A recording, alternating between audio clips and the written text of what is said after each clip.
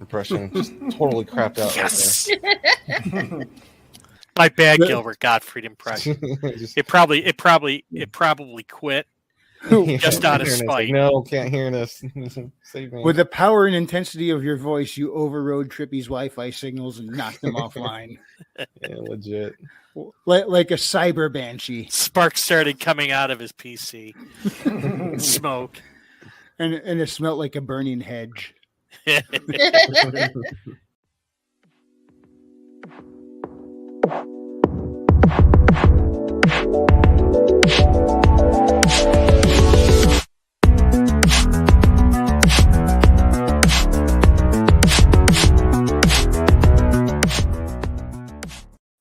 Greetings, salutations, and other big words. My name's Ethan. My handle is Wrangler. Welcome to Frequency Studio. Weekly Wing It, episode 31. What are we going to talk about? I have no idea. So we'll start off by introducing the panelists and then go to the chat. First up this week, Billy Bob, how are you? Kapla, kapla, kapla. All right. In your grand kapla-ness. Eventually, you're going to have more with that kapla, aren't you? Like gold press latinum. I'm a Mogwai. What the fuck do I need gold press Latin? Yeah, nice disguise. We know those earlobes underneath that wig. Listen. I'm listening. You're actually a Ferengi, so you should be very good at it.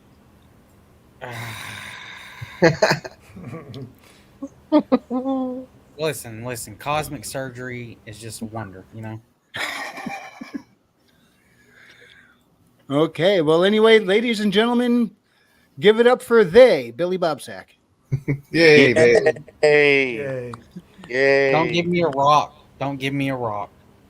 Rah. Oh, I'm going to hear about that all night. Raven Nevermore, what's going on, dude? Hey, still more stuff with getting the house ready, a list and stuff. Hopefully we'll get stuff done over this next week. Cool. Yeah, when you hoping to have it all wrapped up, like within a month or two? Oh, I hope so. You're like, you mean it goes longer than that? Please no. Yeah, I'm kind of done with stuff already. Yeah, I hear that. Trippy. The fortune 20 teller. Yes. I'm good. You sound it. Pass that, that's all. you? That's all. I'm good. I'm just good. Maji, what's going on? I'm doing all right. Just chilling. Obviously here. Just afraid.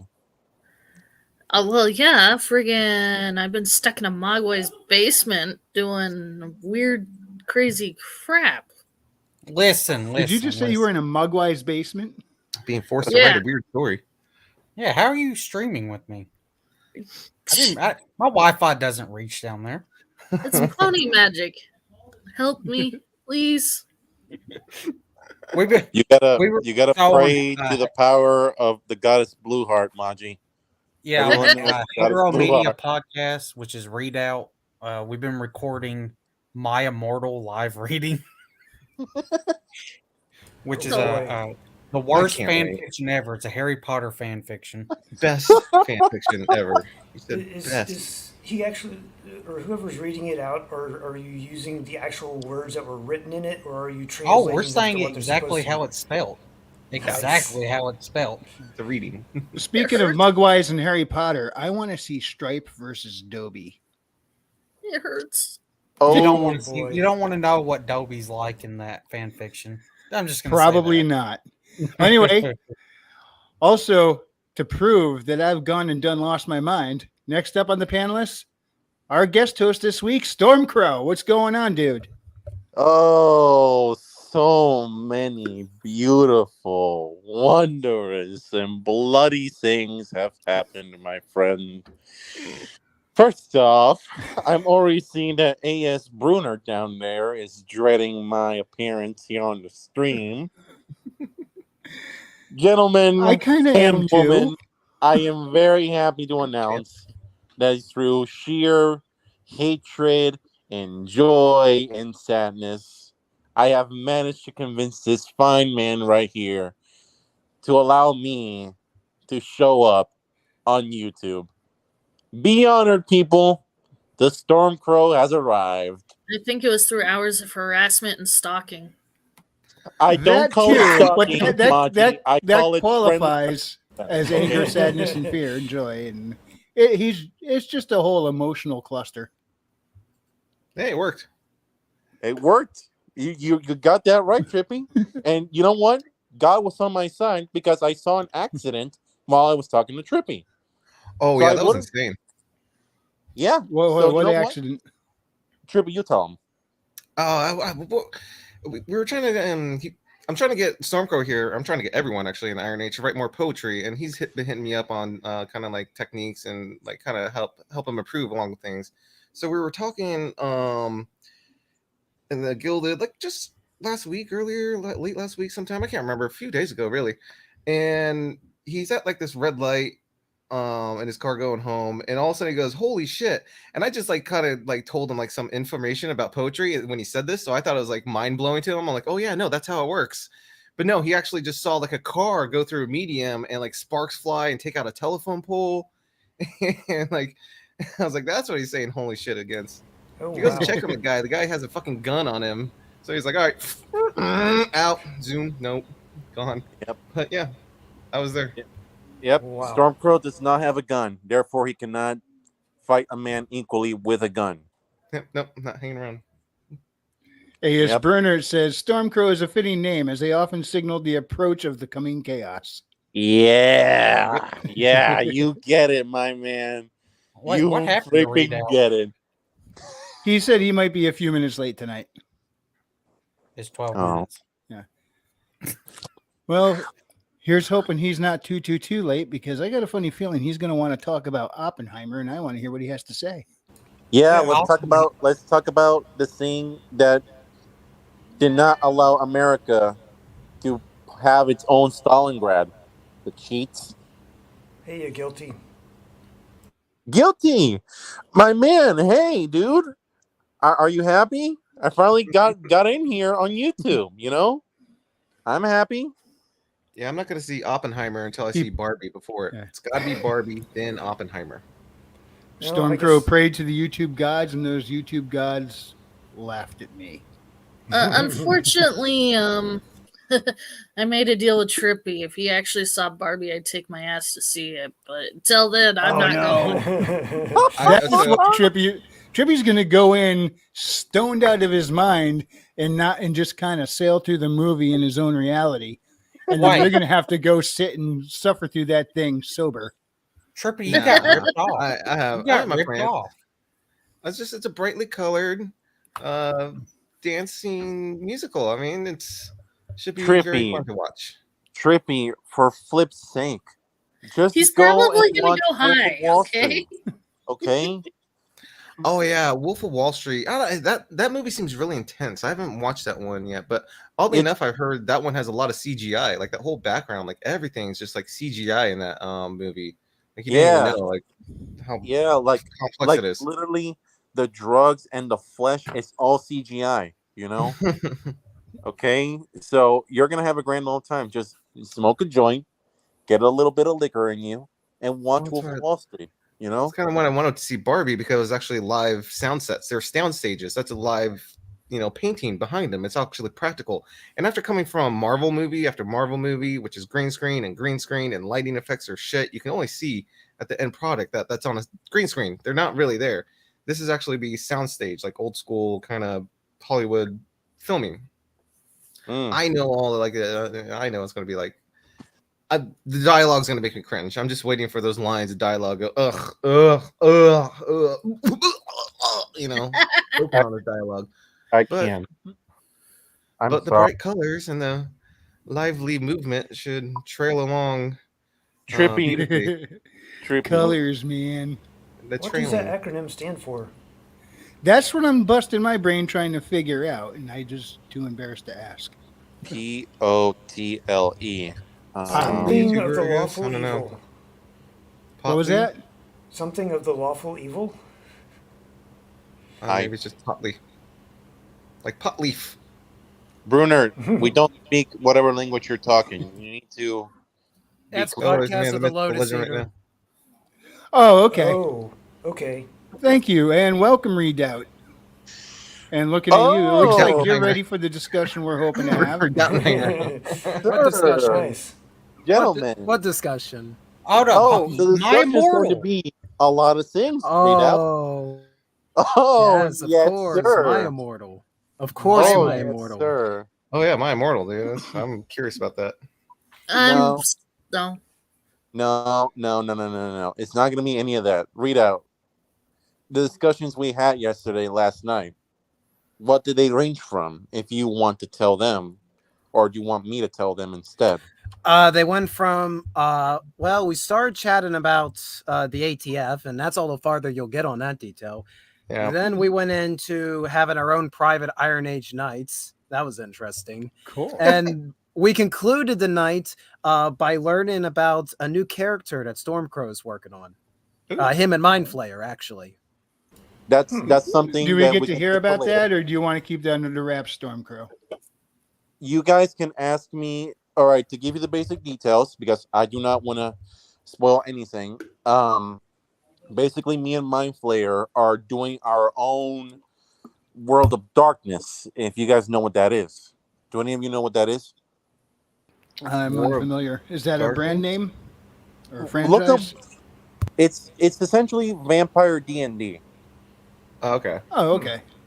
Wasn't that called And- like the Masquerade or something like Yeah, that? that. He is a massive fan, and I am also a massive fan. And what we are doing currently is essentially our own version of that, without having to deal with the Wizard of the Coast Gestapo killing us in our sleep. So basically, it started off with, hey, so Royce is kind of a bitch because he didn't do a review of Elfen Lied, and that kind of pissed me off. And it kind of pissed him off too. And it's like, okay, so what do you like Elfen Lied? Oh, I like the gore, I like the horror, and the theme song. Yeah, the story is kind of crappy. You know, it doesn't really have a point. It's kind of a mess, but I still love it, Yeah. right? And then it went from, hey, McCoppin, good to know that my man here is finally getting to witness my glory. Anyway, basically it all went from that, and it just went downhill to, okay, what I want to do is essentially have space vampires. He's like, hey, that's awesome. We should probably make a campaign out of that. It's like, yeah, man, and then we can have like hot, like murderous vampire girls in space, and then I can romance one of them. And he's like, hey, you know what, Stormcrow?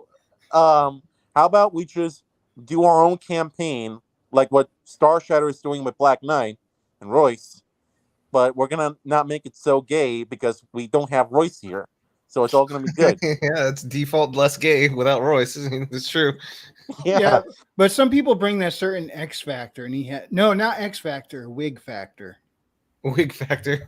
Well, But he that's doesn't bring no balls, so pretty gay. well, all right. That's trade-off. where the character I talked about with Readout yesterday comes in. I'm not gonna spoil too much with him because Mindflayer told me, dude, the character you made there's a lot of stuff we can do with him, and we need to reserve him for essentially, like, this guy told me, you know what, dude, just go full Rorschach and write a journal for him. All right, and I did, and That's basically, cool idea. yeah, and you know why it's a cool idea?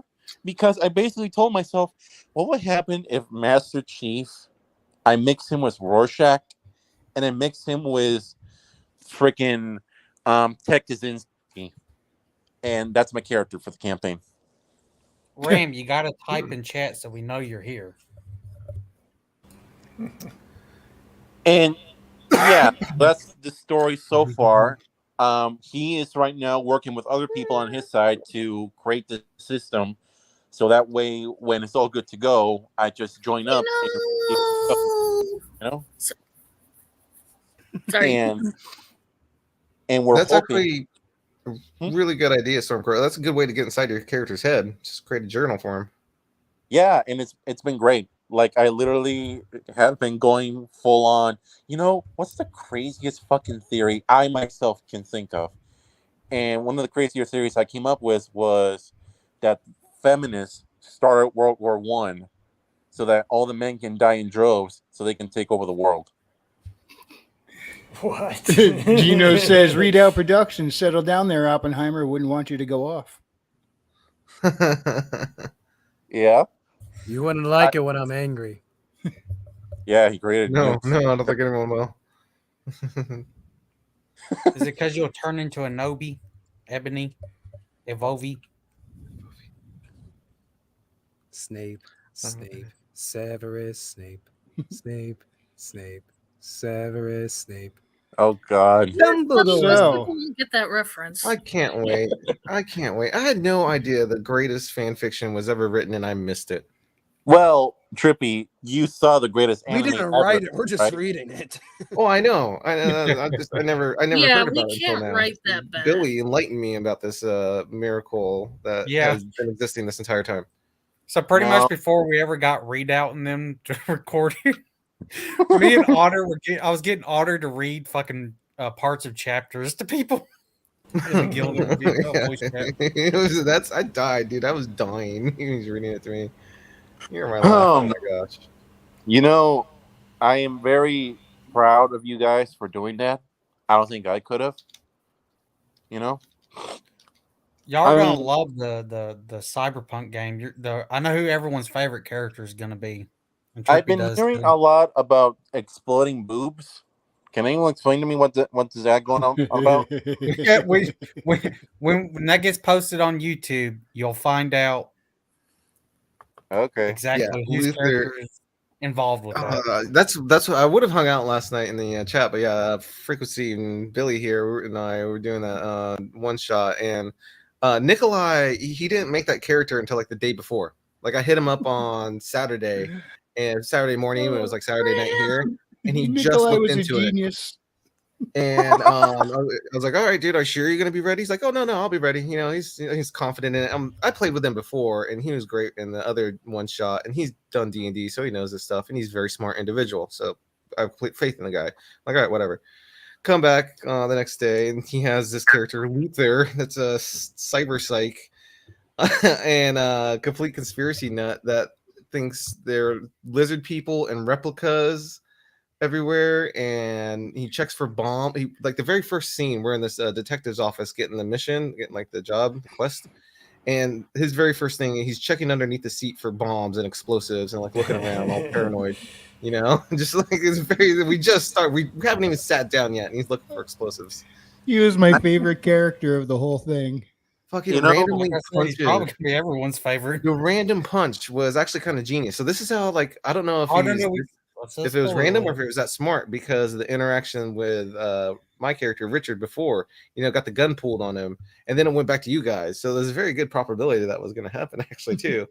He got it right. You know, I'm noticing a trend. Everyone here is making a conspiracy theorist that turns out to be right. Am I wrong for Well, it's saying? like watching the news. Well, his character's so basically what we are. delusional that there's a confirmation bias that's only he sees Mm. later Pretty in sure it. there aren't lizard people in the game. Like Though. he's certain that everybody's lizard people. He was certain that this one lady, that her rack was actually plastic explosives. Ah. Booby traps. I mean, Yep. hey man, it's cyberpunk. You never know. Okay. If you know your anime, Now I think of Austin Powers. Oh, how did I miss those, baby? Bazooka Jubblies. Yeah, and also if you saw the second movie of Austin Powers, there's the golden rod that activates the machine. That's you not remember- the second movie. That's the third one with Gold Member. Okay, there you go. The All I second know one is- is I think the spy who The Spy Who Shagged Me. Mojo. No, the spy who Yeah, shagged me, I think it's the first. No, it's International Man of Mysteries, the first one. Is it? Yeah. Then Austin Spy Powers, Who International Shagged Man Me of is the Mystery, The Spy Who Shagged Me, and then Gold Member. All, Yeah, all 'cause I the know is second my one's favorite where, line. My favorite line in Glad the they stopped. entire Austin Powers series is "Mini me, stop humping the laser." Jewish space laser. Oh man. The Combine second those one two is where he things. loses his mojo and like the woman comes up to him during the club and he's just shaking her hands constantly. Her fist jiggle. Oh man, we can never get those movies again, can we? You know, we can't make movies like that. Indie Age, Those, IronAge, yeah, indie films. we can definitely get. I mean, something on the level of Austin Powers, an indie studio can do that. You don't need too many special effects, relative to what we're used to seeing Dude, nowadays. they're about to betray the witch, the lion, and the wardrobe. Don't. They're oh, gonna do God. what now? We They're knew about about to this. betray the Chronicles of Narnia. The same director chick that did Barbie is now doing the new Witch, Lion, and Wardrobe. Oh, that is so You got to damn be kidding me. beautiful. Yeah, that It's Huh. bold. It's Darren. It's how what is it? Oh fuck! I don't listen, know. we know it's Right. going to be shit. Brave, This is stunning. written by Hollywood. Regular. to Brave hate- and stunning.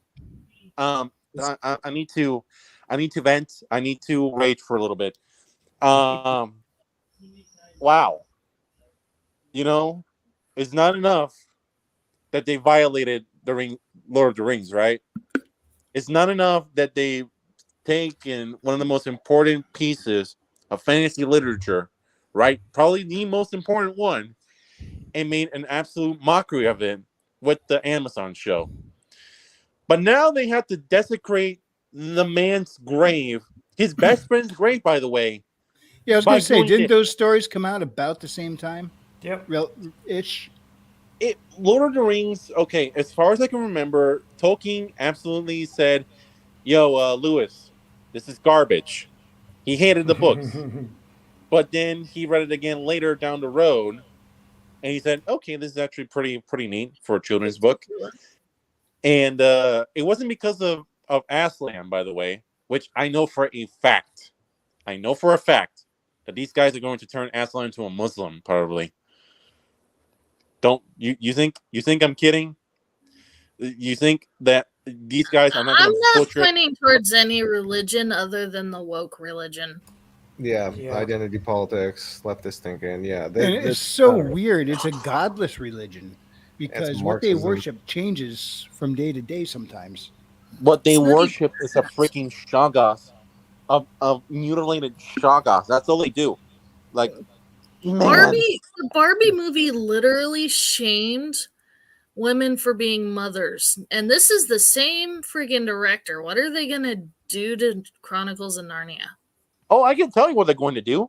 What they're going to do is they're going to turn freaking everyone black, and then gay, and then back to white, and then they're going to give Aslan a freaking purple mane, right? And then they're going to make him into an albino lion, and the Witch King is going to be like a strong female empowerment The fable. haircuts, dude. Imagine the haircuts. Oh, brother. I Good point Oh, there. I man. will be shocked if Aslan doesn't have some sort of rainbow somewhere on him. Maybe his tail. And Ultimate Kahuna says it well. What is this about? A new Chronicles of Narnia? They better not fuck you touch it. Oh, they already have. Netflix has Yeah, approved and third. gave it to Barbie. Magram. Yeah. Fucking touch it. Touching Hey, it in I an dropped the inappropriate F-bomb manner. with you on that one, Ultimate. I know I don't do it on the stream much, but I agree enough to cuss at that one. Magram, you don't understand.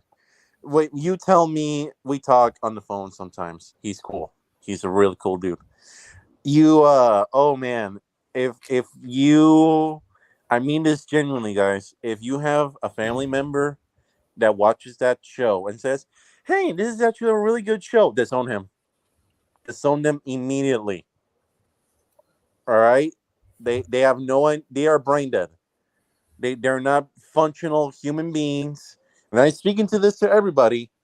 If one of your family members sees that show or sees a trailer and says, hey, they're actually going to do Narnia justice this time, they Why? Huh. The Disney movies were actually good and pretty close to the books. They just stopped making them. Oh, You know what? We got lucky with those movies. The same way we got blessed by the original Lord of the Rings trilogy. You know?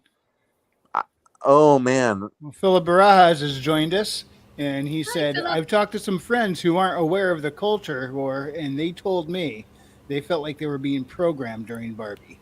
wouldn't surprise me. Good for them. For us, I want to say that you have some good people there, and you need to bring them over to our side, so that way they can save themselves from the disgusting, perverted matrix that we are stuck in for the moment. No, Gino's got a great point there. Worshiping yourself. That's exactly what these people do. This is all identity politics. They're all Did you worshiping catch? themselves in this weird, sick manner. Did you catch what he posted a little bit ago? Boom. Yeah. I saw that about saving yourself. But but these people, But, it lines up. they're dumb. They're just dumb. It don't work like that. Just don't work like that. You gotta figure out the physics going on in the universe and figure it out. Good And luck. because they are God, they have no clue what is good or evil. No, They're atheists. Well, Ram said it's all going to be in the name of diversity and inclusion. Watch there be a trans species somewhere in there. But what's weird is all this diversity, equity, and inclusion crap seems to be moving toward making everybody pretty much the same, which is not very diverse. Yeah, Turn us all into a bunch But of it is- androgynous gnomes. The 3x5 What I was gonna card say- of identities. Maji, what are you gonna say? I'm sorry. No, you're good. I think Trippy started talking first. I have a little bit of a delay, so if I start talking over people, sorry. No, I was gonna say All right. they're making the 3x5 card of identity checklist. If you're not one of those, they can't comprehend what you are. Generic person 1, generic person 2, generic person 3. Mm-hmm. Let me tell you a little story right now. C.S. Lewis, my man, predicted all of this in a book called what's it called? That Hideous Strength. If any of you ever heard of that book, it's the final No. book, his Space Trilogy. And in that book, you will feel shivers from only like the worst nightmares you have ever had. Because literally everything that he describes in that book, we are dealing with it right now. By the letter. Like the false progress and the perverted science. And the fact that these guys are just basically creating this godless religion. And the fact that they are just perverting everything that they can touch. Lewis predicted all of this. Nothing new. The fall of every art and culture has seen this happen. This is repeated multiple times in history. This is the fall of before every major society. Just look it up. I'm not exaggerating at all. I believe you. No, I'm not. I know. I know. Believe me. Well, it's I still like that meme that's more appropriate today than ever before that says 1984 was not meant to be an instruction manual. But it's 1980. You guys, I've shown you this shirt I got from Luke Radowski's website of the 3 dystopian novels and the Venn diagram where they intersect in the middle says you are here. The only difference between history and now is humans didn't have the technology to unify, so they had to go with what was the main. Yeah, so that's now not we the can scroll case up and anymore. fast forward. Yeah. Now we have Go ahead. culture war. This has not happened before. Not on the scale that everybody's uniting because our technology allows it to happen. Back then it was via pamphlets and secret and 1 or 2 people standing up. This allows the individuals to stand up as a group. Well, Even going back further than that, even the original civilizations, Uruk, Babylon, stuff like that, there were hubs that just got bigger and bigger and bigger over, hundreds of years periods, a long period of time. And people went to the hubs because there was no way to communicate and do business other than this massive city, which eventually, scum rises to the top, pawn scum rises to the top. The rich of the rich will become oligarchical. The ruling class will be the ruling class. The authorities will be the authorities. Same thing happens. It falls apart. Economy crashes. People scatter. Begin again. Then the next city rises up. The next civilization starts. But now we got the internet. And that's really changed the game for sure because we don't have to be at these central hubs. We can communicate, commerce, and do business anywhere on the planet. Depending on the still amazes me how we built this technology out of the same old stuff. I think I've said it before. Morse code, .dash, binary, 10, digital, on, off. It's just all 2 digits. Yeah. Yeah. binary polarity. Normally, banking cycles are 7 to 10 years, but I think we're in the big 100-year cycle.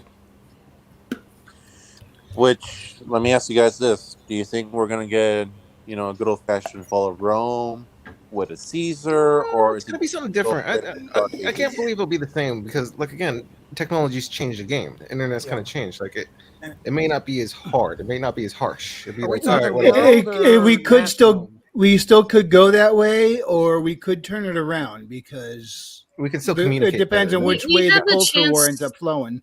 We have a chance to turn it around, unlike previous societies. I think so too. I hope But so, because if we don't, what Yeah, are we with doing free here? markets. well, what I'm doing is first off hanging out with you beautiful people and making our own stuff. And the reason I'm saying that is because, listen, I'm not worried. Like when this whole thing falls apart, I'm gonna be far away, and you guys should be too. Watch it all burn. Then we go amongst the ashes and we pick up the things that are worth saving, and we leave the rest to rot. Yep. It's sad. Sounds very simple, I'm but not leaving that's it. actually there's a lot more involved in a process like that than we're thinking on the surface. Because I mean, I read out. You could probably speak to this the most. When we study history, we tend to think of it as all a quick series of events rather than drawn out for years and decades.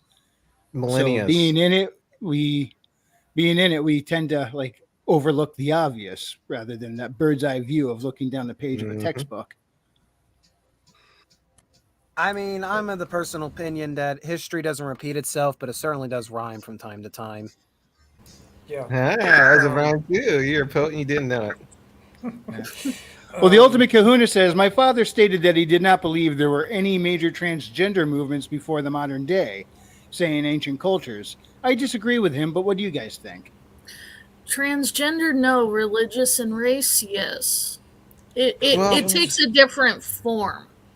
I don't know if Perversions this for would be sure. transgenderism because think about the playhouses for like Shakespeare or the what are the Japanese playhouses? The Oh more yeah, Yeah, where those the men feminine play the the those man, games, the men guys. will play women. Men were Yeah. playing women, and they're usually more. Well, obviously if you're feminine talking type. about like the mummers or something like that, that's a little different. That's a stage performance. But Yeah, they But that didn't say suck individual my was cock, chosen. bigot. There's a reason why that individual played that part because Yeah. in their little culture, their little loop of actors, that one was the most feminine. however, Gino brings up a good point. I bet there were in Sodom and Gomorrah. And there was a lot of that mentioned in the stories of Sodom and Gomorrah, specifically the cross dressing or transvestites, not necessarily, but that sort of thing was very much alluded to. And there are also, if you are looking to the Bible, it will say things like, a man shall not wear a woman's garment, a woman shall not wear a man's garment. And if it had to be said back then, something tells me it was What's happening. going on? It must have been an issue. Because I don't An issue. think God's going to go, hey, you It's never probably even an thought issue. about this before. Let me put that idea in your head. That's usually how Wrangler, laws I work. doubt it. They don't get made Hold on. until it becomes an issue. Wrangler, are you suggesting that the Bible has some wisdom we can use? That's not Yeah. what the modern world is telling me. It's the modern No. That's world white wrong. supremacist talk right there. Yeah, you I you think you're bigot. smart enough to not listen to the modern world. Yeah. Oh, thank you. I mean that. No, ancient history has a lot to teach if you look into it. I mean, we're doing the same thing. Yeah. Philip, I'd say history does repeat itself. I'm in like opposition of readout over here somewhat, because but it's just the way not a carbon copy. It's not an no, exact. of course, We're but not in we're causal loop. we're or only nothing. human. We're doing the same thing. We've been like Yeah. this forever since That's because we have started our instincts, our civilization. patterns. since Göbekli Tepe. We'll Or fall Black back into Tepe. our ruts sometimes. Yeah, and That's why we are. We're storytellers. This is what we do. Recently, Liars. I got to watch an old video of a guy that survived the civil. Like he was in the Civil War.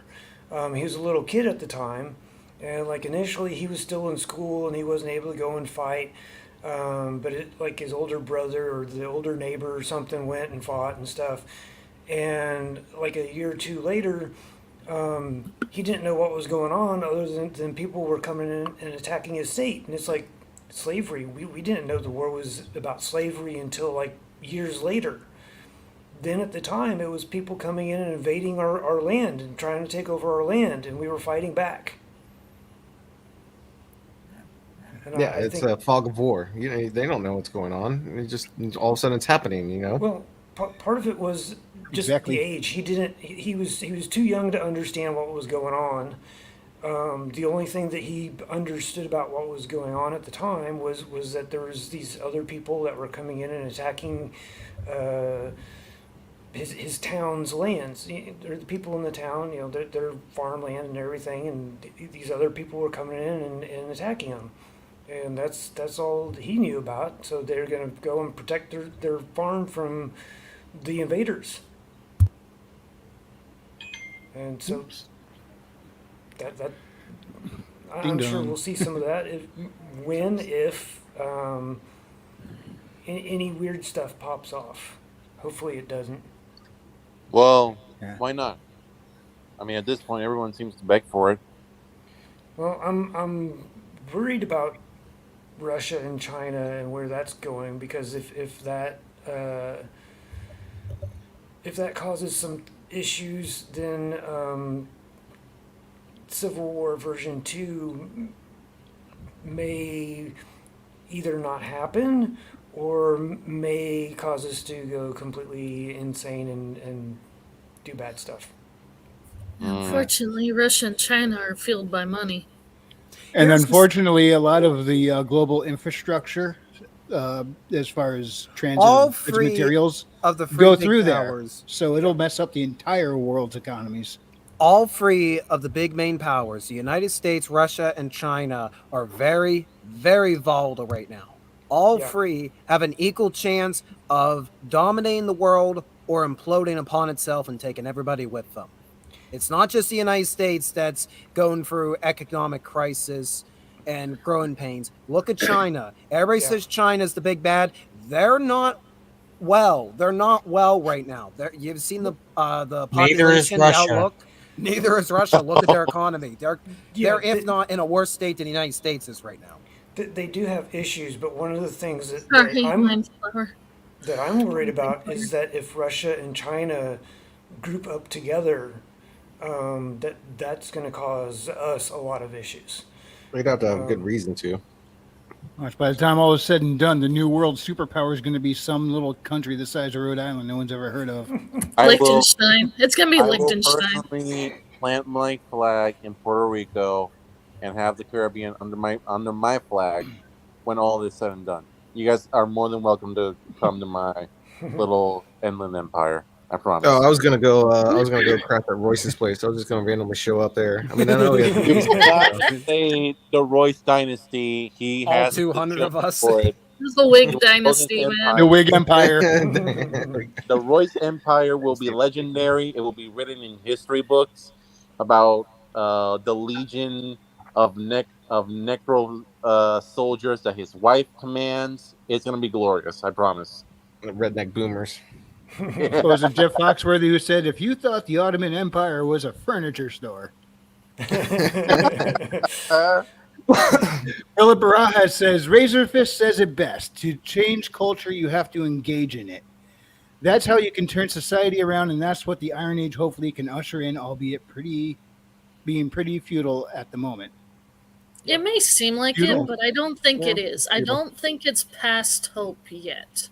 We're broken up into like little communities. We're all our little like JDA community, the Royce community. Razor Fist has his. Eric July has his. We're all little feudalistic armies at this moment. If you haven't realized. Yeah, but I have seen stuff starting to turn around and certain people starting to speak. You're starting to see a lot of the actual LGBT people actually speaking out against, all the dirty Mr. shit. Mindflayer, good to see you.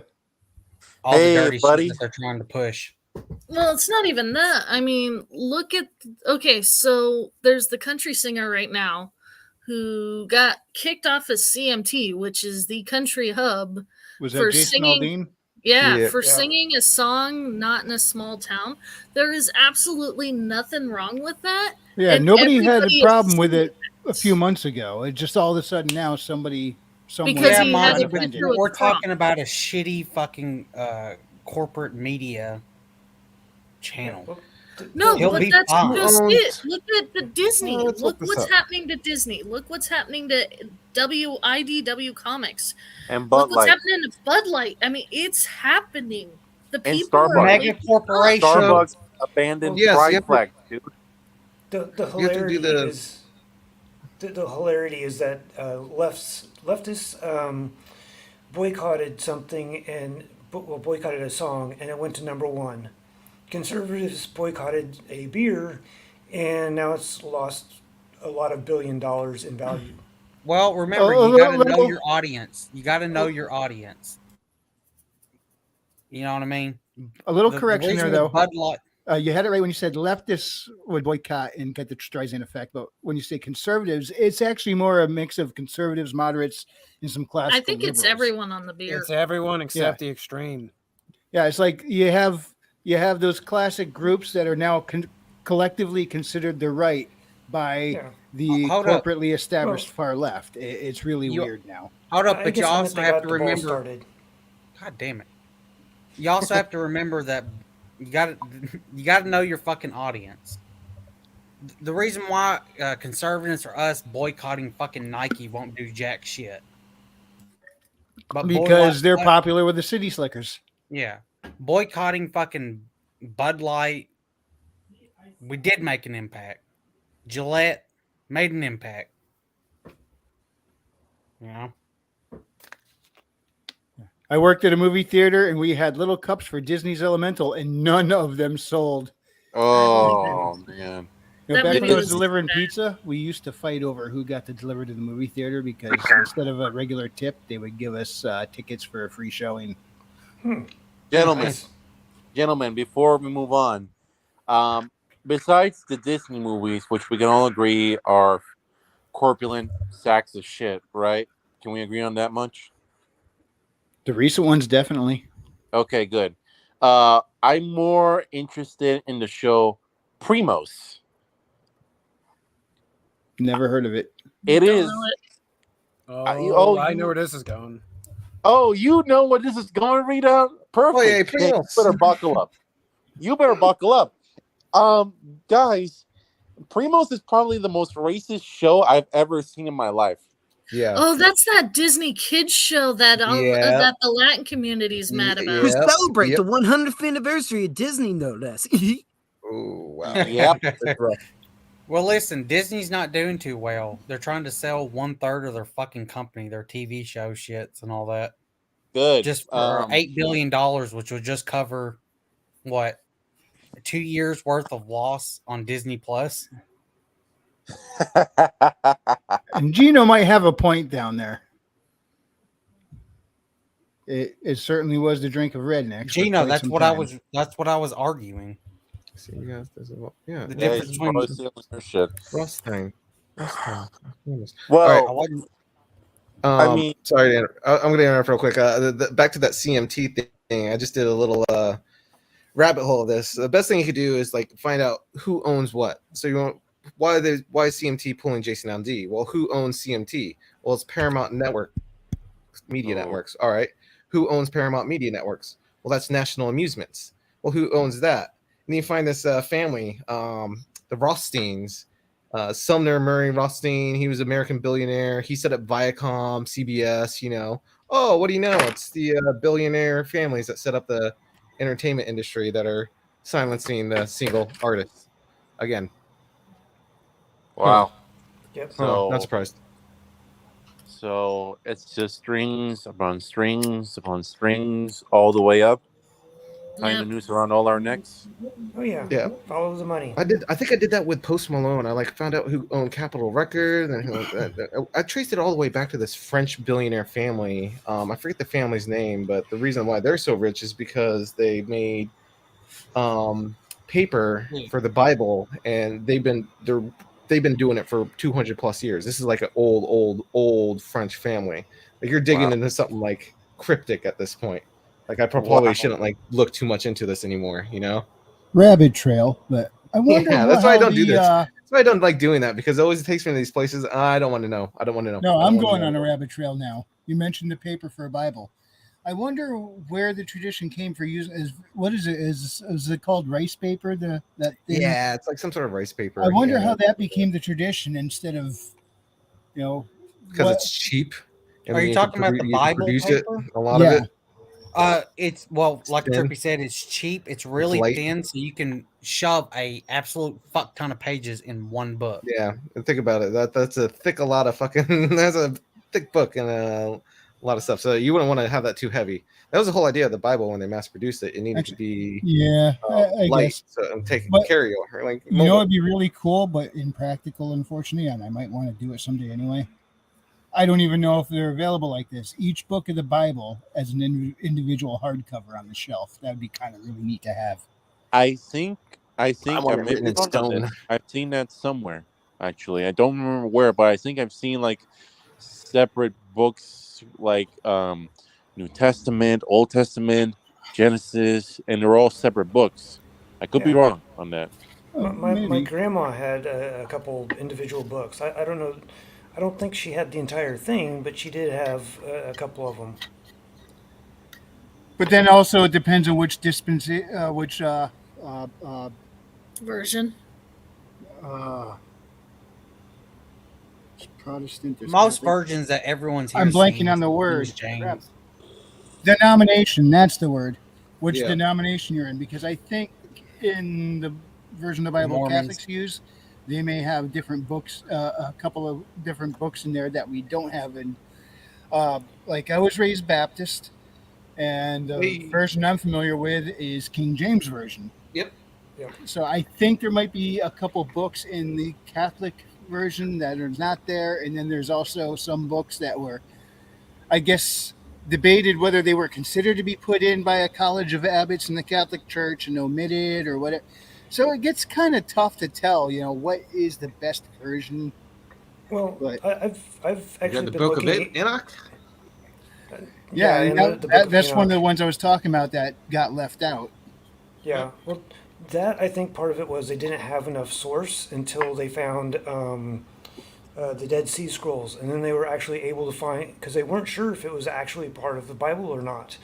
And then whenever they found the Dead Sea Scrolls, they found Oh, more references in the older languages that actually match a lot of what the what was it, the Ethiopian branch had about the Book of Enoch.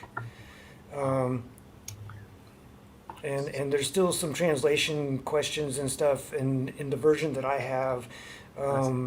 It will put, like, in some cases where they're all the same, they'll just have like one column of the words. But then whenever they have, like, in this language it reads this way, and in this language it reads that way, Yeah, it you puts read it. them together in two separate columns so you can see what the English word difference is. But for the Catholic Bible, I don't remember. Most of the books were the from the Old Testament, as far as I know, and like two of the books I am aware of is First and Second Maccabees. But it's like in some cases they've had their own translation, but currently I think ESV is one of the most used currently, and the Catholics are using that as well. They just have like their own version of the ESV with the extra books of the Bible. Philip, you know that Moses is a copycat, right? Because the first person to part the Red Sea wasn't Moses; it was fucking Jennifer Lawrence. Right? Come on. This is your What? male patriarchy work. What the fuck are you Fact on about? check. When I read Sacre Bleu, all I hear in my head is Bomb Voyage from Incredibles. Fucking oh god! Come on! Oh boy, that's interesting. Honestly, And then I am. Christian was correcting you, Raven. It wasn't the Book of Enoch. It was just Attack on Titan. Hey man, I mean, can you imagine having the Book of Enoch read to you in Sunday school back when you were a kid? and then he was chewed up. I'm currently end. reading through it. It's How did fascinating. we get on Bibles? Because I was Not talking about sure. the CMT going to these big old billionaire families, and that's like one of the older, oldest way to the main family. This French billionaire family, I forget the name of it. Maji, after guarantee that 31 weeks, they probably have you're the not Holy Grail. questioning how we get onto stuff. Family's really old, and it's in French, so I wouldn't doubt they have like roots to the Templars and everything like that. But the point is, the Man, reason why Jason Aldean's getting silenced, well, it's the powers that be and rulers of the world, these billionaires, these old families We need that have things established already. Reptilians. Things that we were born into that we didn't even know we were born into until you look into it. so you're saying that Deus Ex was more right than I was led on to believe then? Yes. We are completely dominated by the Illuminati and lizard people and Oh, don't so say lizard people. I'm not worried Luther about the Jones lizard might people. That's a because good way to I'm get remembering it canceled. was cold. Go on. Well, didn't we What? talk about that Welcome back, MFR Ethan. is not real? What? See that Did we again, Raven? introduce you to Luther Jones? Didn't we talk about that lady that was on the airplane that was yelling that mother effer Yes, isn't yes. real? A couple weeks ago, yeah. well, what happened there?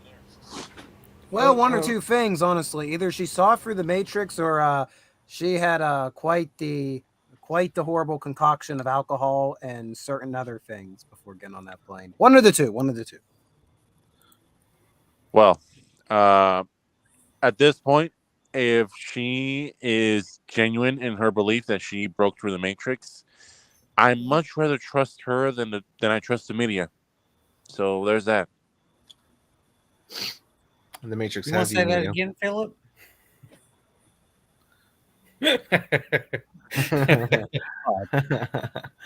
Yes.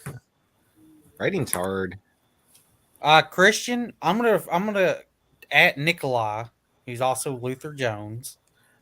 He'll tell you Yeah. all about it.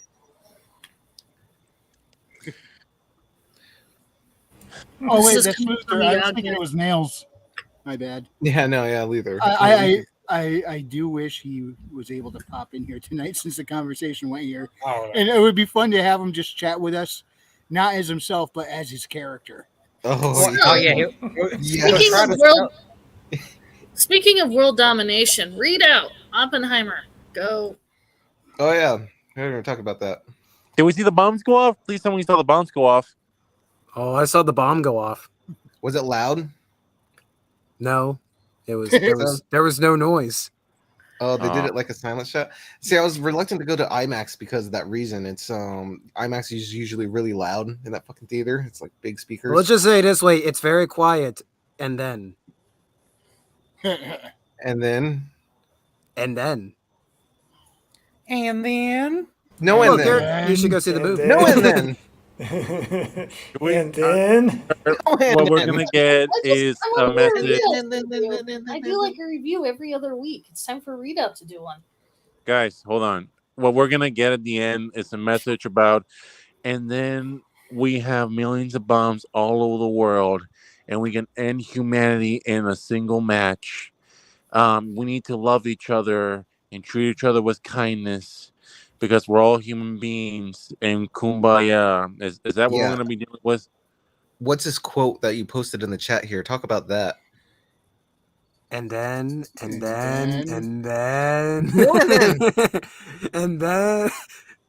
then there was anti-Semitism. Oh yeah, and then there's the memes. Yeah, there's a literal. I don't even know. There's a literal line in the movie, and it actually they use part of it in the second trailer where it's Oppenheimer talking to General Groves. When Groves like, all right, I'll give you a chance to be the director of this project, but you got to like prove to me like how can we do this? And he's like, well, so the Germans likely are developing a bomb right now, and I'm not gonna lie to you, we don't have a lot of chances, but there is one hope. There's one hope that we can beat the Germans with anti-Semitism. And Groves is like, what? And then he explains, he's like, well, because the Germans are so boneheaded on their nationalism and anti-Semitism, they're not willing to listen to certain theories that are written by doctors or certain religions. Okay. So it actually makes sense. I Like get it's like, that. Yeah, I Makes wanted to yeah, do but that. it was Okay, just yeah, but it's just the like, way he it hits said you it. like, what the fuck? Well, the way he said it, and even Groves is just like, what? And everybody just started laughing. Is that is Groves is Matt Damon, right? Correct. Oh, I said it wrong. Hold on. Matt Damon. no, Wrangler. Yeah, to be honest, not that Damon does a bad performance. Matt He is Damon. miscast. I do feel he's the most miscast role in the whole film. Really? Just some of Matt his line deliveries Damon. were just they're just like typical Hollywood line delivery. Not like I did not believe that he was an actual general in the Second World War. I believed that he was Matt Damon. Yeah. He Oh, really he kind didn't of hold blended in. himself to that. Yeah, He he did. has one of the worst lines of the whole movie, and it's in the trailer. He's like, "Well, how about this? Is why should go? Because it's the most important thing that's ever happened to human history." It's just like Wait. that So just he sounds so contrived. so he does the opposite of Brad Pitt, Yes. where Brad Pitt was actually really good in Inglorious Bastards. Yeah. I want 99 bleeping scalps. I gotta ask you right off here, Readout. Was it historically accurate through and through? For what I know, and keep in mind, my specialty is not the Second World War. My specialty is actually 18th and 19th century American history. But I do have an interest in nuclear history and how people apparently never learn about nuclear history the right way. Surface level, everything looks right. Los Alamos is depicted perfectly to the point that if they could shoot it at the real location, they were shooting it at the real location. So you might see sequences you probably saw where they're like in some rally at a lodge. That's a real life lodge. It's at Los Alamos that a lot of the events in the movie did historically transpire in. So when they try to keep it as close as they could to the real site. And if not, they build it very well. I do know from a chemist perspective, a lot of the chemistry and stuff that they do show in the movie is accurate. Readout. Gino asks, should I see it or not? Do you like? Well, first question: do you like Christopher Nolan? That has to be the first question. Right. Yeah, this was the most Nolan. Christopher Nolan. You have to movie know with it's Christopher Nolan. So if you don't like Christopher Nolan, this would be like asking if you want to see it's a Michael Bay movie. A Michael Bay movie's coming out. Well, he did Dunkirk. Do you like Michael Bay? So yeah. So if you like Christopher Nolan, It's Christopher Nolan. do you like He's all right. political thrillers? He's all right. Yes. All right. And then the third one through, Hit and are you miss. really sure you want to watch Christopher Nolan do a political thriller? If you can pass all of those Yeah. three, then you're in. I didn't think I really cared for political thrillers, but then someone said Captain America: The Winter Soldier was a political thriller. Huh? Yeah, I would call Yeah, that. I guess. I guess I political could. thriller. And they I they think, called like, the first Manchurian Black Candidate. Panther movie a political thriller. And I Yeah, will I say think more- this: Go ahead. the movie. I will say this: when I went into thinking, I'm like, this is going to be a grandiose, epic retelling of the Manhattan Project. What I got was the personal insight into Oppenheimer's woes over, obviously building the atomic bomb, but more so over his character clearly cannot make a decision, and they do bring that out for the whole film that he is indecisive constantly. And the whole movie's making it seem like he's indecisive. That's like his flaw until the ending. And then you start thinking, wait a minute. Maybe he wanted you to think that the whole time. Did they do did they just play the real footage at the end of the movie of Oppenheimer? His I am come deaf. Yeah, No, that's what I'm no. curious about.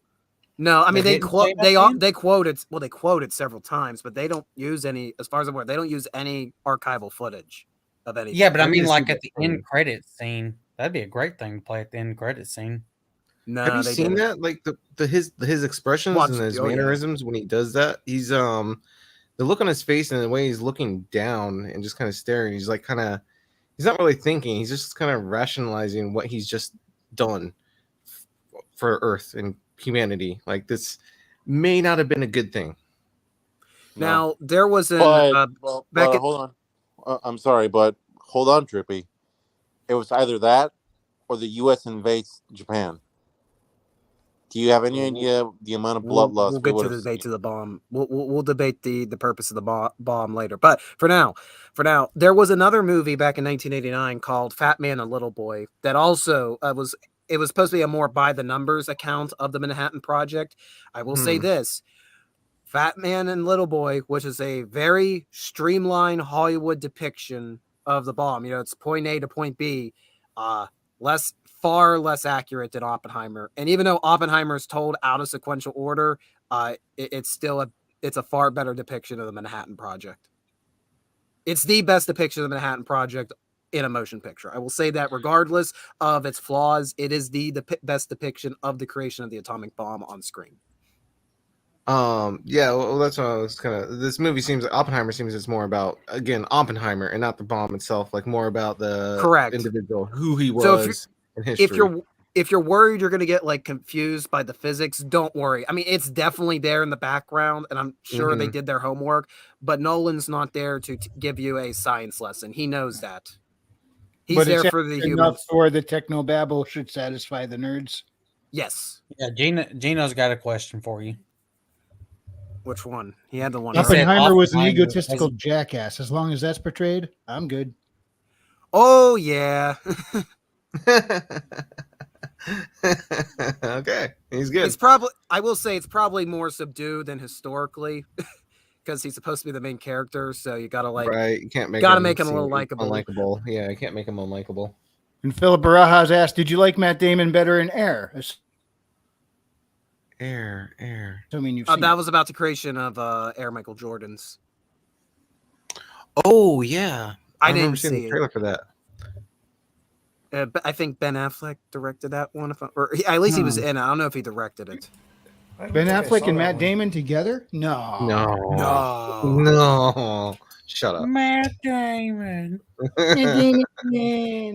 The biggest, what I will wrap up on my thoughts on Oppenheimer is 2/3 of it are everything I could have hoped for, which, as much as, I went in thinking, okay, this is going to be a big historical epic. And once I realized, okay, this is definitely, even though it's on IMAX, I personally don't see it on IMAX, but the idea that this is filmed on 70 millimeter IMAX, I went, okay, this is not what I was expecting. This is definitely more of a small scale story, but I am all for that because I like political thrillers. I like more personal pieces going into somebody's psyche, especially in a historical event with such great ramifications.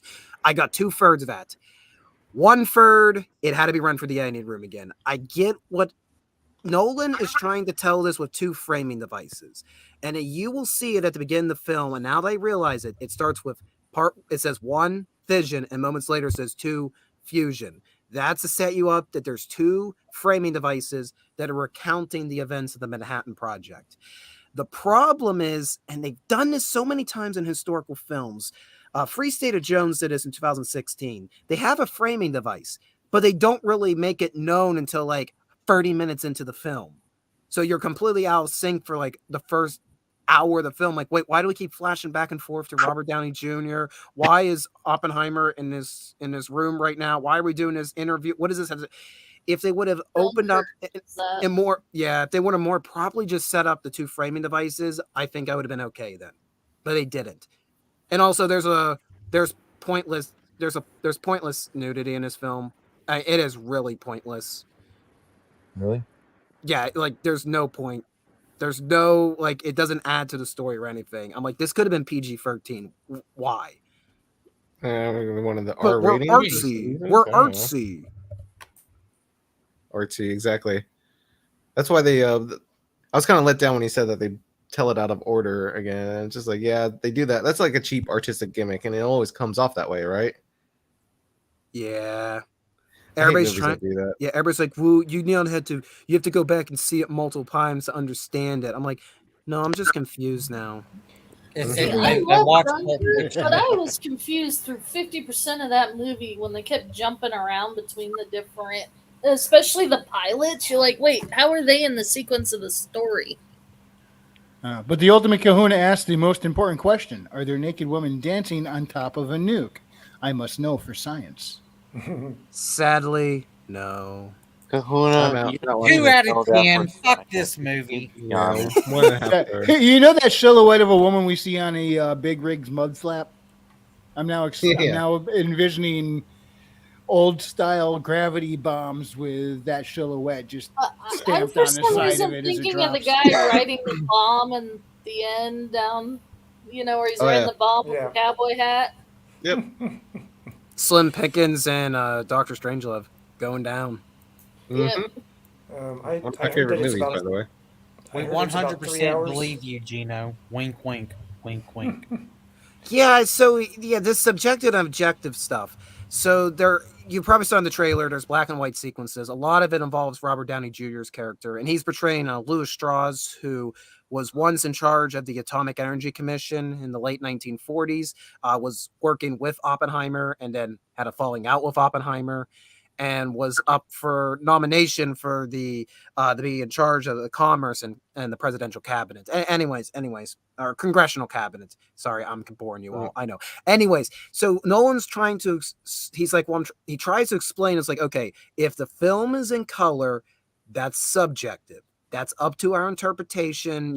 We're working with what we know. We can make fiction off of it, where the black and white is supposed to be objective. That okay, this happened, it's recorded for a fact, we know this is what they're saying or what's going on.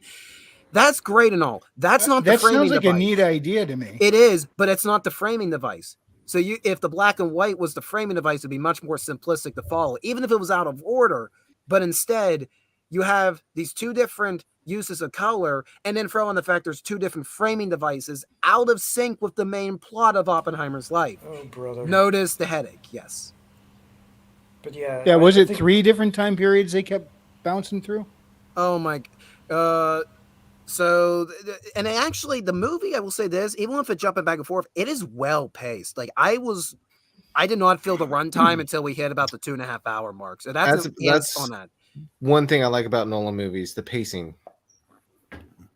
Very Yeah, good. Yeah, so it's good all at of them. that. the pacing is good the whole way through, or for the most part, even with the jumping around.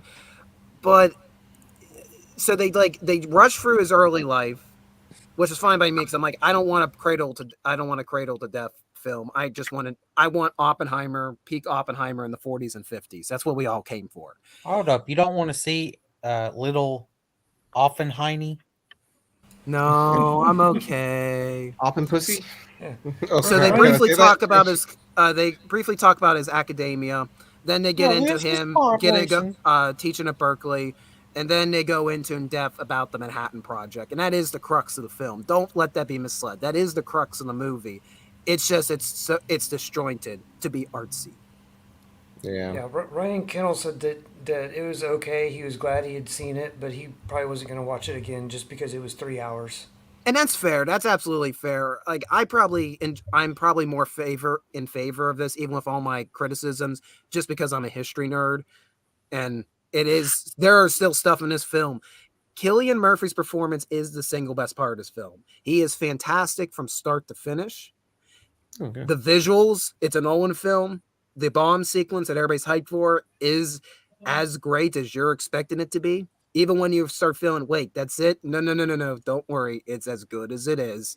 It might subvert some things, and I know that word's scary, but trust me. Wait, how long is the nuke? How long is the nuke scene? Oh, Let it's you probably got to sit go on it? on for 3 or 4 minutes. Yeah, they Okay. let you sit on it. Oh, they Okay. let you bask in that warm glow from They- It would have sucked if they had a only 15-second clip. No. 15 seconds of it, and you're This like, is what what? This is the budget of this is where most of the budget probably went. Let's be honest. they're Yeah, gonna Well, yeah, hold up, obviously. hold up. There's Do some we- tit scenes, so some of the budget went to that. Come on. Guys, Yeah, you gotta pay extra for that. as much as we're sitting here going, "Ooh, boobs," and having a good time with it, Gino has a good point.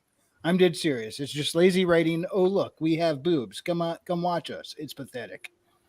He's Gino, not wrong. Another You're not artsy, artsy hold gimmick. up. Yeah. Gino, remember, Game of Thrones makes a lot of money with boobs. So come on, let's get some respect here. Yeah, But but that's that's also a they- very different don't wanna tone see and them. setting. Hold up. But that's HBO's style. It doesn't matter Game of Thrones. HBO was doing fucking nudity scenes and all that shit way before Game of Thrones. Yeah, that's true. They pretty But much they get a script and they go, now where can we put From ass Cradle and to tits? Armageddon. This is a new subgenre of the biopic. yeah, but You think someone's read gonna out, Pretty much. I haven't started vomiting yet. Rita, you are ignoring a very important question here. Do we see the burnt shadow of that couple in the credit scenes of Oppenheimer? If not, if they are going to deny me that, then Wait, this is a very what? bad movie. I'm lost. You don't know the burnt shadow of the Japanese couple? When the Oh, bomb okay. fell? I kind of vaguely thought you were talking about the Hiroshima ghost, but I didn't. Oppenheimer takes fully place know. at Los Alamos. It's not even. Yeah, no. like There's that. you see nothing from Hiroshima or Nagasaki for the record. Yeah, no, What? it ends with them testing. And it's in fine the by Nevada me. desert. which Yeah, makes remember sense. this movie is being presented to nerds, and nerds don't want to see Nintendo get blown up. So I I do. don't want to cry.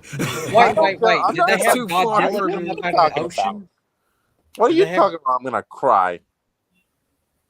So read out. everybody Did they have spoke at Godzilla? once, and I didn't understand a one of you. Read out. Did they have Godzilla come up out of the end credit scene?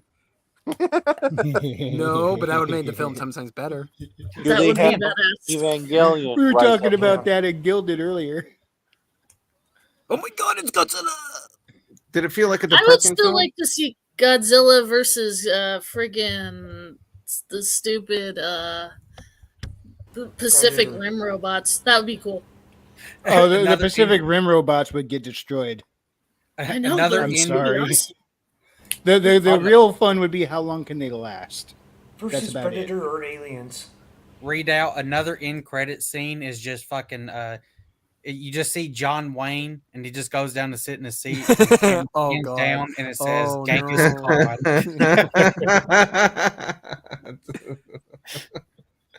Dark, funny, I haven't but dark. watched I like it. How It Oh, Should Have Ended in a no. long time. They look kind of lost their magic.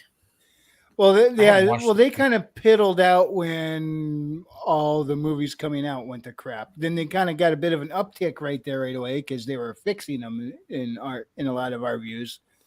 So But this is we got sick of the movies being crap. We stopped watching the movies, so we don't even watch How It Should Have Ended anymore.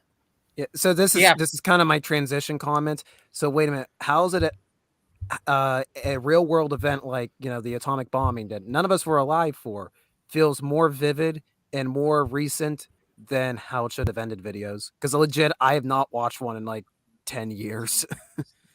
Something Same. like that. I think the last one I watched was like the Last Jedi one, and that video, the video itself and the movie were shit. So I mean, stopped. I love their I love their Infinity War. How it should have ended when Thor ended up with killing Thanos, and he had the gauntlet, and he's snapping his fingers to the jukebox, and accidentally snaps away all the villains. So all the villains over at the villain cafe start dusting, and the evil emperor from Star Wars ran into the back of the bar, pulled out a pager, hit the button, and then disappeared. The pager dropped to the floor, and Deadpool's face popped up in it.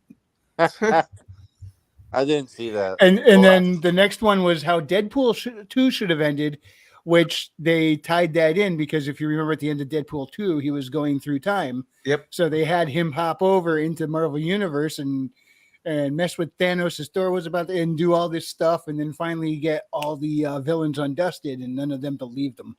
I'm curious how that's going to play into number 3. If they're going to continue, because he has that device now, right? Is that like canon or are they joking? Or? Are you curious to hear what all the rumors and leaks are about the story to that? Well, I think he's I going Because have it actually no- sounds pretty cool to me. I think I he's have no one of his hope for abilities is being Deadpool. able to teleport, right? So I think he's going to break it and he could like teleport around. The word is, She-Hulk. and this is Yeah. not confirmed. This is supposedly leaked scripts. Deadpool, he starts whipping through time, like picks up from the end of the second where he was going back and changing things, and then he goes and finds a version of Wolverine, and he pulls him out of time, and Wolverine gets pissed at him for he's like trying to go back to where they're supposed to be, and then the TVA shows up, and they pull both of them to the TVA that we saw in Loki. but something Deadpool,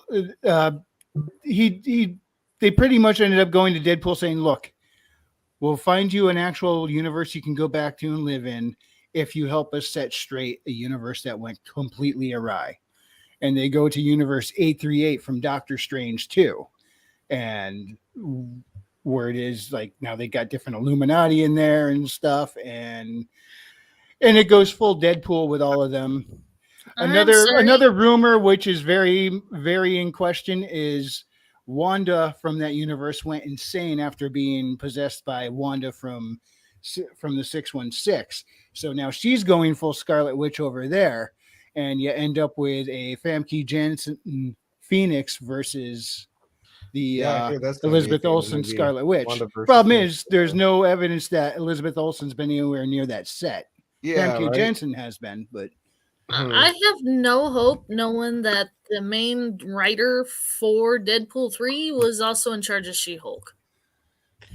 Oh, okay. Listen, She-Hulk did one thing I really, really liked and ruined the rest. Baby, That's where she punched out the panel on the Disney Plus main menu. I was like, that's perfectly on brand. Too bad she's stupid the rest of the show. I don't think I even made it that far. Gentlemen, I have a very perfect solution to that. Ignore everything that Marvel is doing, because you already know, mathematically at least, that it's going to be shit. Okay? Just don't think about it. Disney can't do Deadpool because Deadpool has too much guns. And swearing and irreverence. Well, they said and it's as going to be we R-rated. all know, guns are That doesn't evil, mean and anything. it's not Look the what they did to people that Punisher. hold them. Yeah, guns are dangerous. Not people. Guns are dangerous. Yeah. Take a moment of silence for Punisher. Yeah, I don't know. Punisher Max is the only Punisher you guys should read, because in that book, he cuts open a slaver's stomach and puts it on a tree to torture him, which is the best moment in the whole book, in my opinion. And just read Punisher Max. See, Mind Flayer gets it. Well, if you guys want to talk movies, upcoming movies, no, then allow me. Well, we're going to anyway. So allow me to redirect your attention to this. Oh, actually, yeah, I saw that. You mean a real movie? I thought you were talking about shite that's going in cinemas. No, this is an indie project from the producers of The Chronicles of Narnia, I Can Only Imagine, and Godzilla. It's called Dream. And I heard about this on Endemion's channel. Are you guys familiar with Endemion? Yes, yes, I am. Yeah, I heard about this on his channel today. I went and looked it up. I'm like, okay, we need to check this out. Yeah. Where is the? I think it's right here. Play button. Yeah, right there. You'll have to pause it halfway through, though. There's a song that will get you copyright dinged. Yeah, you can just turn down the volume. Thank you for the heads up. Let's see if I can do the full screen.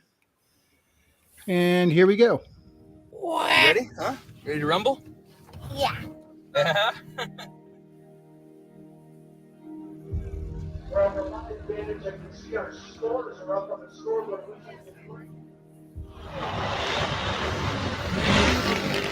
Oh, those things are cool. Where's Jamie? What do you mean, where's Jamie? I thought she went with you. My little sister went missing. She's been missing for like 30 minutes. Hey, someone needs to get on the intercom and tell them that a girl's been missing.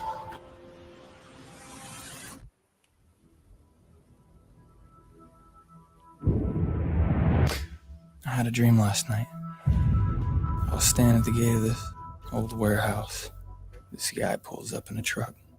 He's staring at me like he wants to kill me. You think God sent you a dream to go break into a warehouse? That's what you're trying to tell me. She could be in there. Someone's in there.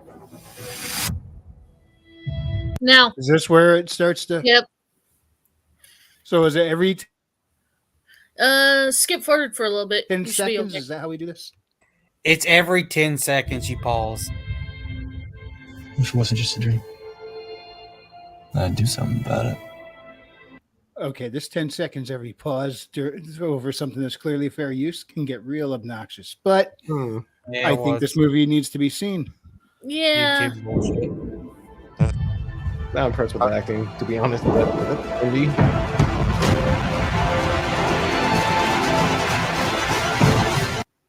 Oh, wait, hold up. Questions. You're gonna hop over barbed wire. You don't have like a leather blanket over that shit. How are you planning on getting over the barbed wire at this moment? Yeah. True. They didn't show. bullshit. You did not get him.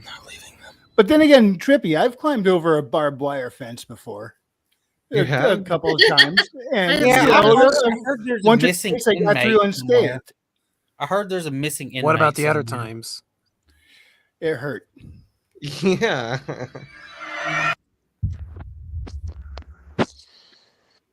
Okay.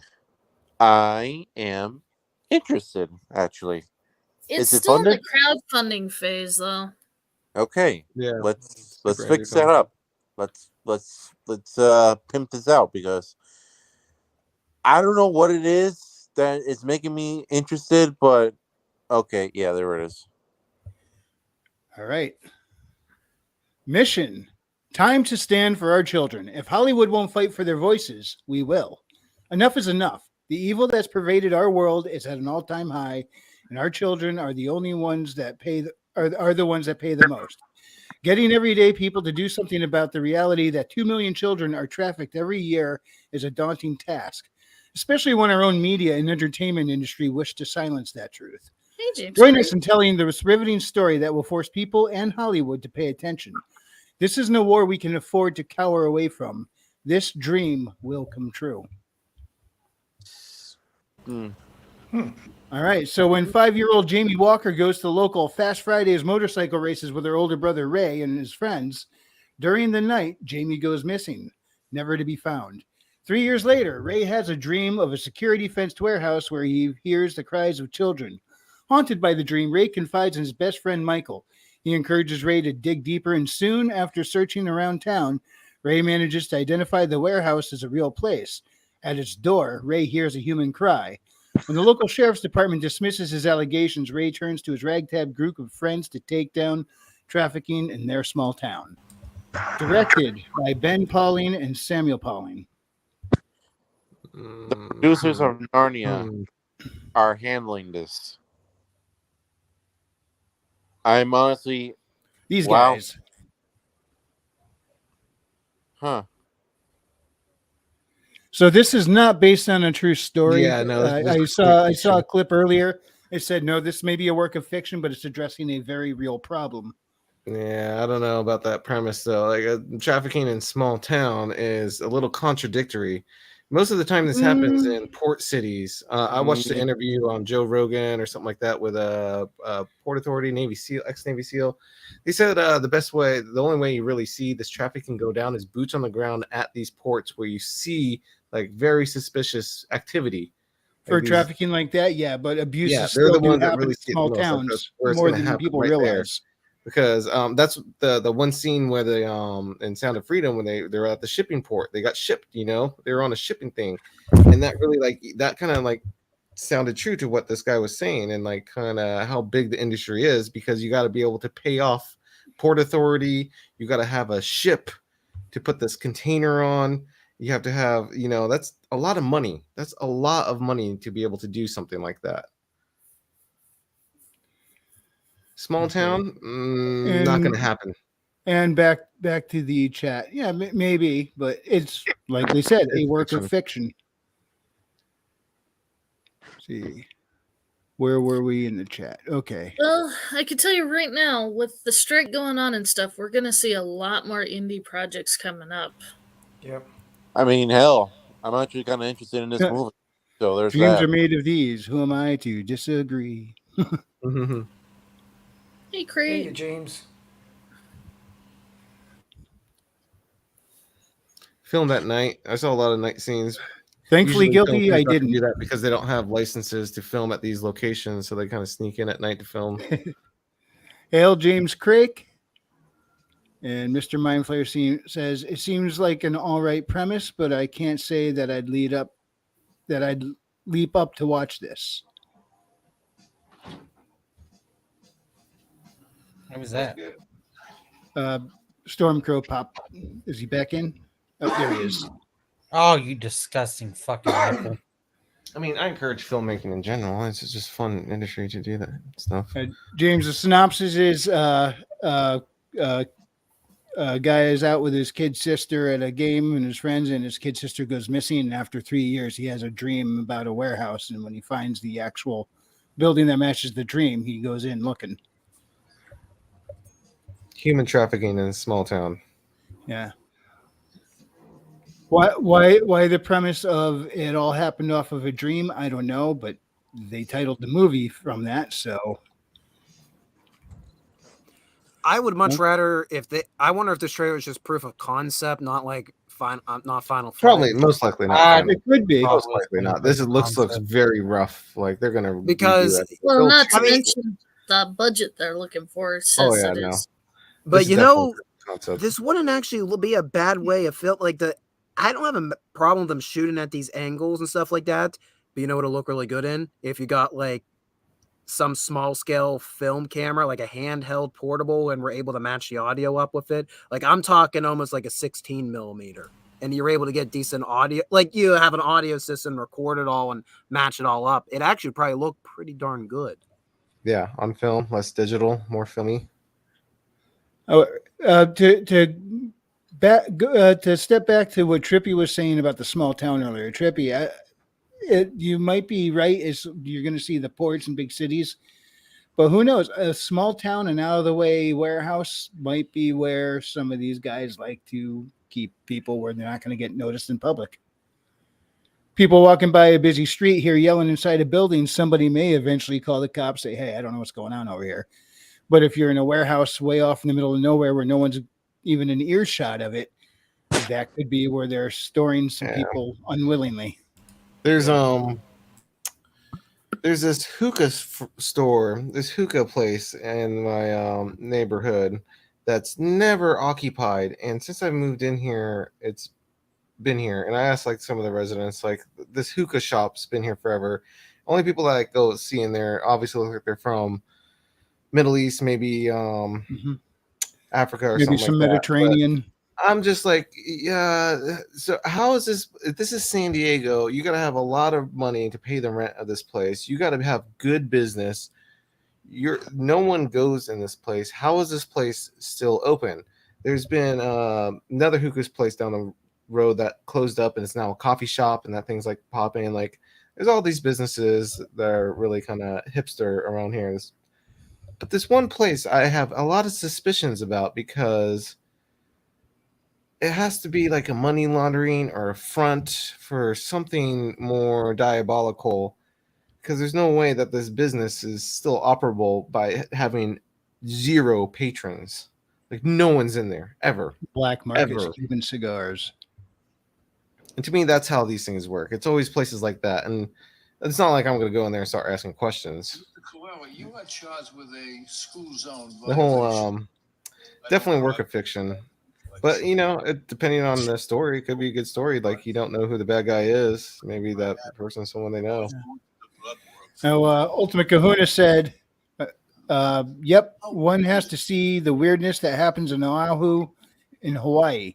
Don't understand it, but it's wild, some of the things that we have happened, and that's just what we know about. Oh, what are you referring to? What's happened in Oahu? Am I saying that right? Oahu? Yeah. Oahu. Oahu. With your diaphragm. Oahu. Oahu. What's on their phone? watching? Philip Baraja says, being from a big city, people are more likely to keep walking than report something they hear. I wish you good health. Sad, Billy, but I hear probably your true. phone. Mute your mic. Shut the fuck up. Or you can just do that. Gino says, but Trippy, Hollywood tells me that truckers kidnap people all the time. What was that movie? The Hitcher. That was a messed up one. I'm more worried about that. What's that truck that Jeeper Creepers has? Don't watch out for the trucks. Truck with like one headlight or something like that. You know. Or how about Maximum Overdrive? I was just go to the I OG. watch them with at night, green. and yeah, I have a fear of the one headlight vehicles. Yeah, it's just following you everywhere at night. Oh man, no. So Exotic readout animals about being that. released on the public gangs from every part of the world getting in gunfights. Anything that comes to who he burns through the entire chain of islands very quickly. Everything happens fast there. What? I'm not sure. I think that's supposed to be a Wahoo. Yeah, I think he's talking about the crazy exotic animals getting released and wow, public gangs from every part of the world. That kind of sounds like Black Lagoon. Hey, there you go. We'll talk about The that. anime? Yeah. Yeah, I heard the that's good. anime. I need to watch I'll it. talk about Black Lagoon. I want to talk about Blood Lagoon. I know nothing Good about series. it. Why don't you two talk about Black Lagoon and I can learn? Hey, Okay. Good segue. series. All right. Who wants to go first? You know what? I haven't talked in a while. I'm going to go first. Yeah, Blood Lagoon is okay. Wrangler, do you like women with guns? Yes, you like it. He's not listening. Wrangler, I Oh. asked you something. I didn't realize you were asking me. I thought that was rhetorical. No, Who I'm doesn't like a chick with a gun? Yeah, I know. It sounded like a That's why I'm rhetorical like, question. yes. That was a rhetorical question. all right. Do you like what do you say? Do you like women scarred up and with guns? And have a great night, James. Bye. What was that, Storm Code? Do I like what with guns? Do you like scarred up women with guns? Scarred up? Yes. At that point, it depends on her personality. Do you like pirates? Kind of. They could be cool. Pirates are so last year. But these are 1990s pirates. Yeah. in the South China Sea, by the way. Arr. I guess that the pirates never Right, actually in said fucking that. PT boats. Sorry. What Oh, happened when there? you're on a touch screen, that sucks. All of a sudden, your phone will start doing shit you never realized could happen. All right, I'm taking the cell from here. So Go for the it. main character, he's like he works an office job in Japan, and he's on a ship because he's off to do a business. Well, that ship gets raided by the Black Lagoon, one of these pirate ships in the South Sea, and basically his boss wants nothing to do with him. Instead of trying to try to get him free or something, he's just like, oh, he's a nobody, kill him, stuff like that. And the Black Lagoon crew's like, oh, damn. And eventually they don't fully take pity on him. I think Dutch does, but I don't. Revy, I know she doesn't. Anyways, Oh, she does not. Rock becomes part of the crew against his will initially, but later he starts to enjoy piracy, and he just go full blown into the piracy world. Yeah, he ends up kind of. Does he get like really stretchy limbs or something and goes to try to find a hidden treasure? No, this is a No. real man's pirate show. Yeah, with slavery and drugs and alcohol. It's great. he ends up being the That main was a go One Piece between, reference. I between the know. Black Lagoon Company and the various different mafia leaders. Like there's the Russian mob. There's the Chinese think- mob, Yeah. And Italian. I think Colombians. yeah, they're like all there. Just think of like the worst shit that the 70s New York was dealing with. Amplify that with just the 90s culture at large after the end of the Cold War, and you get the city of Rhinopur. And it is a shithole in the perfect sense of the word. Everyone there is either miserable, insane, a murderer, a thief, or just basically a mark for all the other lunatics to take advantage of. Listen, Stormcrow, there's no reason to put us all down in here, okay? That's just uncalled for. Deal with it, all right? I know, That's right? my- I feel attacked, dude. I feel very attacked right now.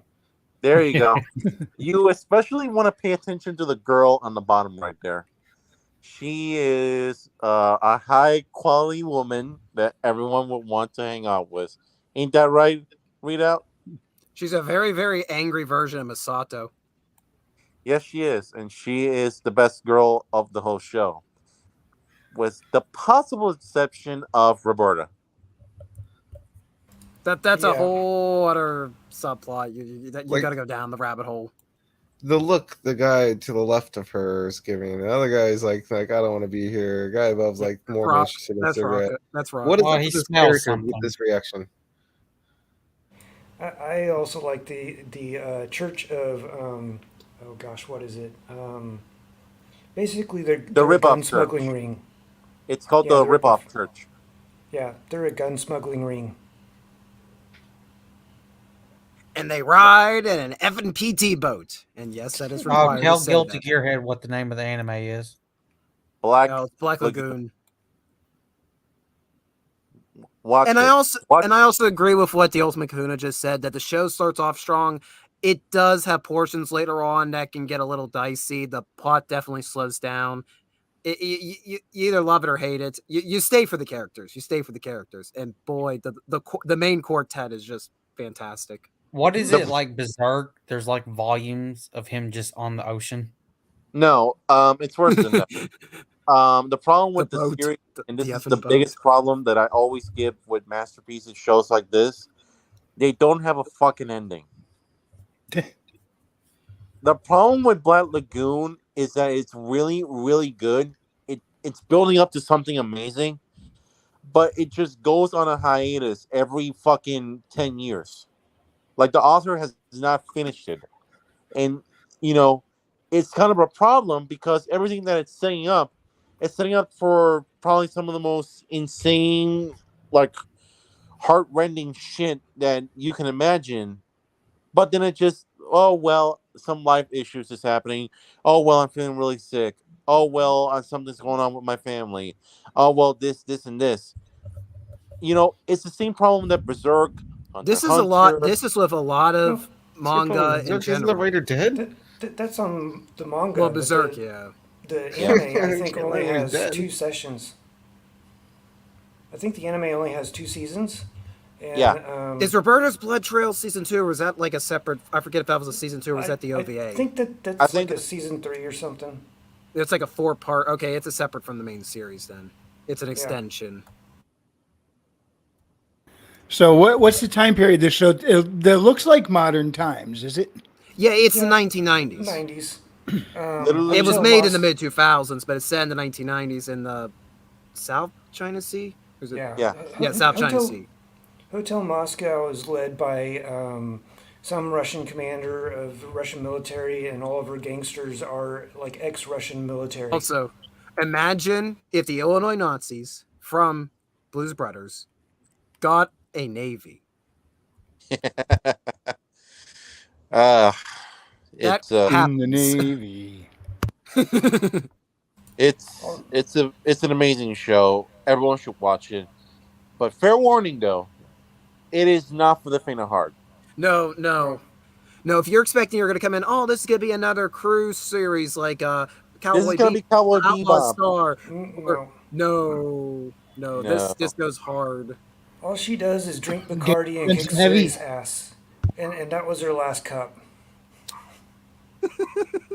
So Readout, there was something about your seating problem that you had, or the AMC theater. Oh, okay. So when I went to see Oppenheimer, now unfortunately there is an IMAX theater within an hour distance of me. Bad news. Pittsburgh traffic is some of the worst traffic you can ever foreseen, and it's not worth risking my life to go see something on IMAX. Just saying that right out there. Anyways, You don't know that, Readout. Come on. I that's risked my true. life to see The Last Jedi. And I hate myself for it. And now you're here. Your point. How is that supposed to encourage him to take that same risk? Yes. No. Anyways, so the nearest theater was an AMC Cineplex, and I really wanted to see this as soon as possible. So I went with my friends. I bought the tickets and everything because I'm like, we're going. And they're like, oh, wait, what? Are we being held hostage? Kind of. Come on, we're going. Anyways, we went to Oh, the great. Cineplex. Another hostage situation. Not the first one or last time. The Stockholm's given off from Billy on me, as you can see. Anyways, I go to the Cineplex. I've only been to this 3 other times. Now, just to set the tone for this Cineplex, it's small. It has about 6 screens in it. The other movies I saw was TMNT back in 2007. Does anybody remember that one-off animated TMNT? Wow. Actually, I don't think it was a I one-off. went to the theater to see it. Believe I it or was like not, one of the adults there. I gotta be read honest, out. I don't Did you remember anything about notice? it. Did you notice April O'Neil was no longer a reporter in that? She worked in antiques. It was a callback to the first movie when she started out with the antique shop in the basement. It was meant to be. I don't know if it's officially considered in continuity with the first 3 live action, but they did it in a way where it can exist in there without conflicting with it. That's why Shredder was already gone, and they said he's coming back. It was meant they spiritually intended it to be part of that continuity. Wow. Yeah, but I didn't like how they threw off the characters' personalities. I'm setting the bar. I'm setting the bar to the theater. So TMNT, The Last Airbender, and that's how I became emotionally scarred. That's how I became a man. I saw that as a kid, and then I became a man. I just skipped through puberty because I saw that. I was scarred forever. And then I saw Bohemian Rhapsody. I'm sorry. Yeah, hold on, Stormcloud. Let him finish his story. I'm sorry. Oh man. Continue. I'm setting the bar. I'm setting the bar. So understand that I don't normally have good experiences at this theater. So for me to go, I'm like, the closer theaters aren't going to show it because they're more family oriented. So I got to bite the bullet. And anyways, once I get seated, who cares? So you go in, they have a ticket booth. They never have used the ticket booth ever. You have to go to the concessions to buy your tickets. I hate this. What's the point of not having a ticket? Why do you have a ticket booth, a nice ornate ticket booth, and you don't even sell tickets, and you have to go to... Anyways, I'm getting ahead of myself. We go farther back to concessions. And I order a popcorn and a drink. So I'm like, okay, it's going to be a long movie, so I'm going to get a large drink. They don't put the butter on the popcorn. You have to do it yourself. What? Yes. Oh, goodness. So Wow. I go over, and there's this rickety, smelly, stained butter presser. I didn't even tempt it because I knew it wasn't going to work. So I had dry popcorn for Oppenheimer. Just setting myself up for the pain. I must feel the trauma that this man's going through. Here's what you do: get yourself an Amish butter roll. You probably got those more around your area than I know mine, what you're right? talking about. Yep. Just get the kind with the sea salt in it. Oh, and just I can do that. Put it in a little container. You fit in your pocket. That seals tightly. Get a nice, warm it up before you leave, and then when you get there, just dump it on there. And you got good butter with good salt on there, because whatever it is they're putting on, it smells fantastic. But that movie theater butter, something ain't right about it. I can do that here at home. I'd never thought about that life hack, but I'm going to do it. I haven't even gone to the theater yet, so. Oh, and I also had to mention they have one of them automated dispensers, and not the ones where you push. You have the line of beverages and push. That's fine. No, these are the ones with the touch screens, and those touch screens don't work. I am tired of these restaurants and places using them. So, thankfully, I got my root beer. I go in the back. I go in the theater, and we're walking up the stairs, and it's a 7:00 showing. Now, to be fair, the theater was sold out. That was awesome. That was like, oh, wow, this is a sold out screening for a 3-hour historical film. That made me pretty happy. I'm not going to deny that. But going up, you're ascending the stairs. If the lights are out, like what happened when I went to see Bohemian Rhapsody, you're going to trip and fall because it's a very steep stairwell where all the seating is. So thankfully, the lights were still on. I sit down, and there are candy wrappers still all over my seat from some previous screening. They had not borrowed a time to go in and just go wipe them off. I'm not asking for a thorough cleansing. But I'm asking for you to at least just go in and brush and tidy things up. Yeah, sweep up the bulk between showings. My ticket stub fell in my pocket, and I'm like, I went down to grab it because I want to save it. The ickiness I felt on my fingers There was probably goo stretching as I lifted my hand. Get Read out. two glass slides if you wanted to save that ticket as a Read memoir out. for the You know for experience. a Get two fact. glass slides, push them together, Yeah. Read and out. just Hold cover on. it in Hold epoxy on. Now and never open I it have again. one Hold on. final. No, I have one final story to say before the movie. Because once the movie begins, then I'm fine. Where we are, and we're remember theaters packed. Everybody's excited. You know, oh, this is going to be a great film. The trailer starts. Okay, we got previews. Seven previews we had to sit through, and these weren't 1 minute teasers. These were at least 2.5 minutes, 3 minute trailers for just a bunch of stuff nobody wants to see, nobody wants to watch. And then on top of it all, there is a promo material of Nicole Kidman coming out and saying how the theater has always been there. We've always been there for you. You need us. And by that point, everybody in the theater, and it wasn't just me, we're all going, oh, bullshit. We're like, people were starting to shout, just start the darn movie. And then I did say, which I don't think everybody heard me, but I said at that moment, what did I say? I'm just trying to look, I'm losing my mind now. I said, please stay on strike as long as possible so I don't have to see your face on Oppenheimer again. That is my rant on AMC. And to tie the bow up, I don't know if it was on the weekly link last week, or it might have just been the private chat. We were discussing about movie theaters, and I said how I feel that the movie industry, the Cineplex is dead. It's over. Prioritize your small local theater. Yes. Share some. I made that a clip, by the way. This is why I am fiercely opposed to the Cineplex. And I'm not saying that people like them. That's by all means. Of course, I don't want people to lose their jobs. I don't want people to, well, maybe the actors. But wow. I went and smoked and I come back and it's still going on. Jesus. That evil chuckle there. But it's just, I understand people's sentimentality about the Cineplexes, but these big chains, the quality is poor. The movie experience is poor. Everything is just miserable.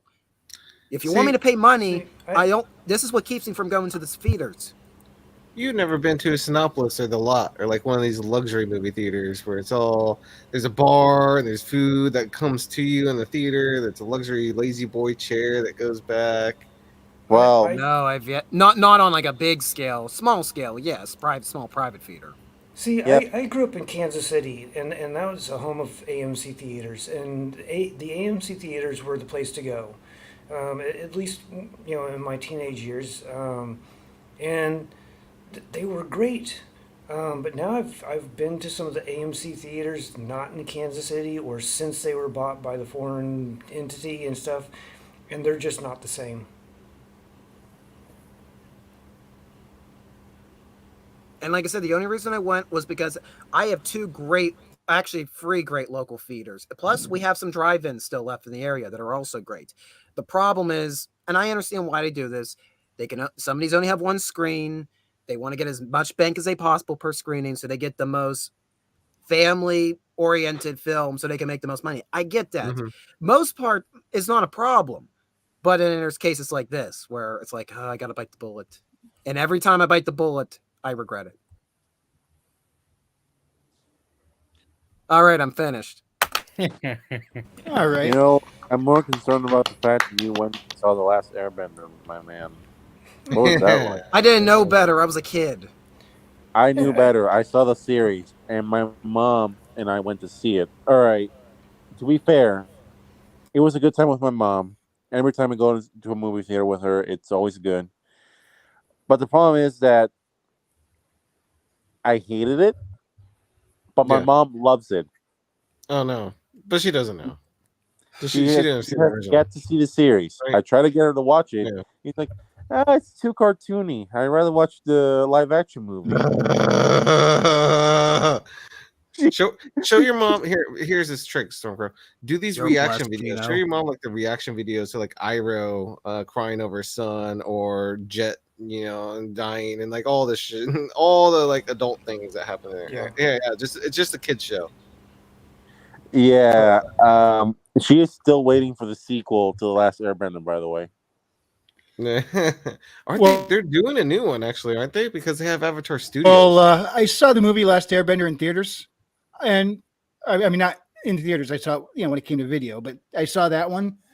Thought it was all right until I watched the actual series, and I'm like, oh, they shorted this big time. Yeah. But as a normie, seeing that movie on its own, I didn't think I was entertained by it. I thought it was interesting, and I wanted to see a sequel to that.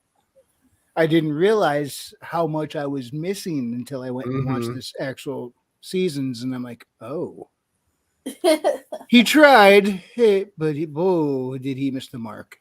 I mean, if I'm being fair here, I honestly would have found it hilarious how they were going to do Asula in the sequel.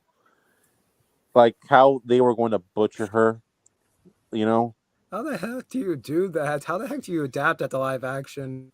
How the heck did Azula get past Nickelodeon censors to begin with? Like this crap that she does. I mean, listen, after reading Game of Thrones, especially the Cersei chapters, Asula could have been a lot worse, all right? You know what I'm saying? That's fair. I mean, also, it is what I do. I am Redoudenheimer. Also, but I'm very sad to say I cannot watch every time Suko and Asula talk on the show without thinking about Jamie and Cersei from Game of Thrones. I'm like, if this was R-rated, this would be a very different scene right now. Oh no, a live action series. No, it can't be well enough alone. Look, the movie of Oppenheimer only has one atomic bomb. I can only drop one atomic bomb tonight, so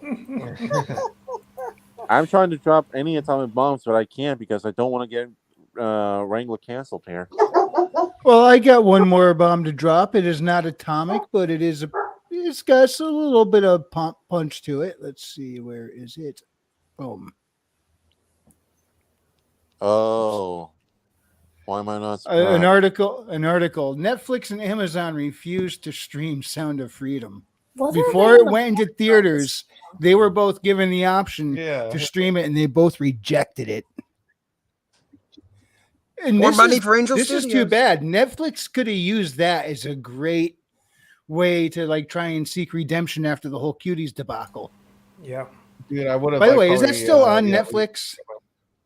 No, it was removed. About time. It was removed. Apparently, it caused them too much pain, too much chaos. Yeah, but, gentlemen, I have to ask you: is it morally right to stream Cuties instead of A Sound of Freedom? No. Why not? What do you mean? I want you to explain to me why this makes sense to these people. But in Sound of Freedom, what happened to the children was implied, and in fact, as Maji brought up a couple weeks ago, the kids were given a different script, so they didn't understand the horrors that were actually being portrayed. They were protected from that. In Cuties, they took these 3 11-year-old girls and pretty much taught them dirty dancing and filmed it. And not only that, their excuse, the original fucking gaslighting excuse they had was, oh, well, in France, the age of consent is 14 years old. Well, these fucking they girls ain't 14 either. Under the age of 14. Yeah. So you can't even say like cultural difference and shit. I'm no mathematician, but I don't need to be a mathematician to understand one thing. And, I guess what Gearhead said in the chat. In our culture here, 18 is a thing and must be observed at all times. That's a good, solid line. I don't think anybody debate. I mean, a couple states maybe 16, but in general, 18, good, solid line. Everybody understands. What's so difficult? Don't cross it. Leave that be. They don't know what morals are, and they're trying to normalize their deviancy. Well, the thing I was trying to say that the reason that you all paused on that, it was like kind of confusing. You realize it was like you couldn't like understand, like you all know the truth why, like, but you couldn't explain or like try to make someone understand that truth. it's hard to understand the truth. It really is. It's hard to convey. It just is. It's because of these. I can give you the reasons. I understand those reasons. That's the truth. Well, Try to there's understand also a that matter of maybe it's somebody just didn't watch that. either movie and didn't It's understand hard. what the difference was. It's freaking hard. I do not need to go anywhere near cuties. No, you Okay? don't. The only way I would love That's why to I get cancel near my cuties Netflix. is to go near the director and gouge their eyes out. That would be beautiful for me to do. Bottom line, though, the parents allowed that to happen, and that shocks me. And Yeah, that doesn't myself shock would me too get much. the blood eagle. Rage intensifies. Yeah. Did you say That Blood doesn't Eagle? shock me too much. Yeah, all the people involved in that movie would get the blood eagle. So, have you read The Perils of Sasha Reed? No, what is that? Dude, you should. Yeah, you should. That's Yeah, Raul Neonzi's, that'll be up your alley, I think. Yeah. What is it about? You ever watch Perils of Penelope Pitstop? No. Wacky Races? Only from South Park. Oh, so Hanna-Barbera had these Wacky Races things. One of the Hanna-Barbera cartoons was basically these like 4 or 5, maybe 6 little gangster guys from the 1940s, and their pit stop girl, Penelope Pitstop. And the premise is that she'd always get captured and she had to get rescued. You probably know the villain from this series, Dick Dastardly and Muttley. Mm-hmm. Yes, them I remember.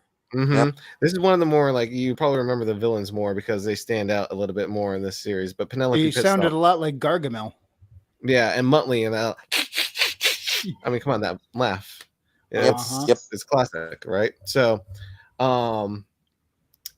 Penelope would always get captured. The Perils of Penelope, Sasha Reed. Yes, Perils of Sasha Reed is basically the pit stop girl for this racing team in this like it's not even post-apocalyptic, like alternate future, this whole world of his own. And she'd always get captured, and the team have to like come and get her. But she knows that she's sexy. This is like a really sexy writing, and it really pushes it up to like that point, and then like all hell breaks loose. If you ever seen the series Super Jail on Adult Swim, it has a little formula. I've only caught that to it where series. it sets up. Good night, Kahuna. Thanks, man. At the very last minute, everything like goes to chaos. It's a riot and thing like that. It's like that, and like all this little like short stories. They're not really short stories, but they're all like the perils. The perils of Sasha Reed. They're all different little stories of her. But it's really good. All right, but what does that have to do with giving the people involved in Cuties a blood eagle? Blood Eagle is the name of the one of the big villains. Yeah, that final chapter is pretty intense. It gets intense. It's he paced it pretty well. You put that chapter at the end at the right reasons. You're not going to start with that Blood Eagle story. He starts with something a little bit lighter and brings you into that. Andrew Campbell, hey, good to see you. Howdy, buddy. Hey, welcome to the party. Maps belong on walls. Yes, they do. Well, in my I opinion, can only they drop belong one too. nuke a night. No, sir. I disagree with you on that. Maps belong on spears. How do you think we get them on the wall? You put them on the spear and you post it on the wall. Come on. No, Philip Raz, on the I ground think they in said the it is grass no longer up there. as an example. Come on, Vlad the Impaler taught you better. Okay, so Sound of Freedom Easy to as look of down on this the map. morning sat at 123 million made. Yeah. Awesome. And keep in mind, this is not internationally. Yeah, and they have less theaters than the other movies to compete with. So the fact that they're in third place against, I think Barbie's 1, Oppenheimer is 2, and then Sound of Freedom is 3rd. And considering how it's in a lot less theaters and doing that well, yeah, that's pretty good. Soon it will be released in Mexico, but I don't think that's till next month.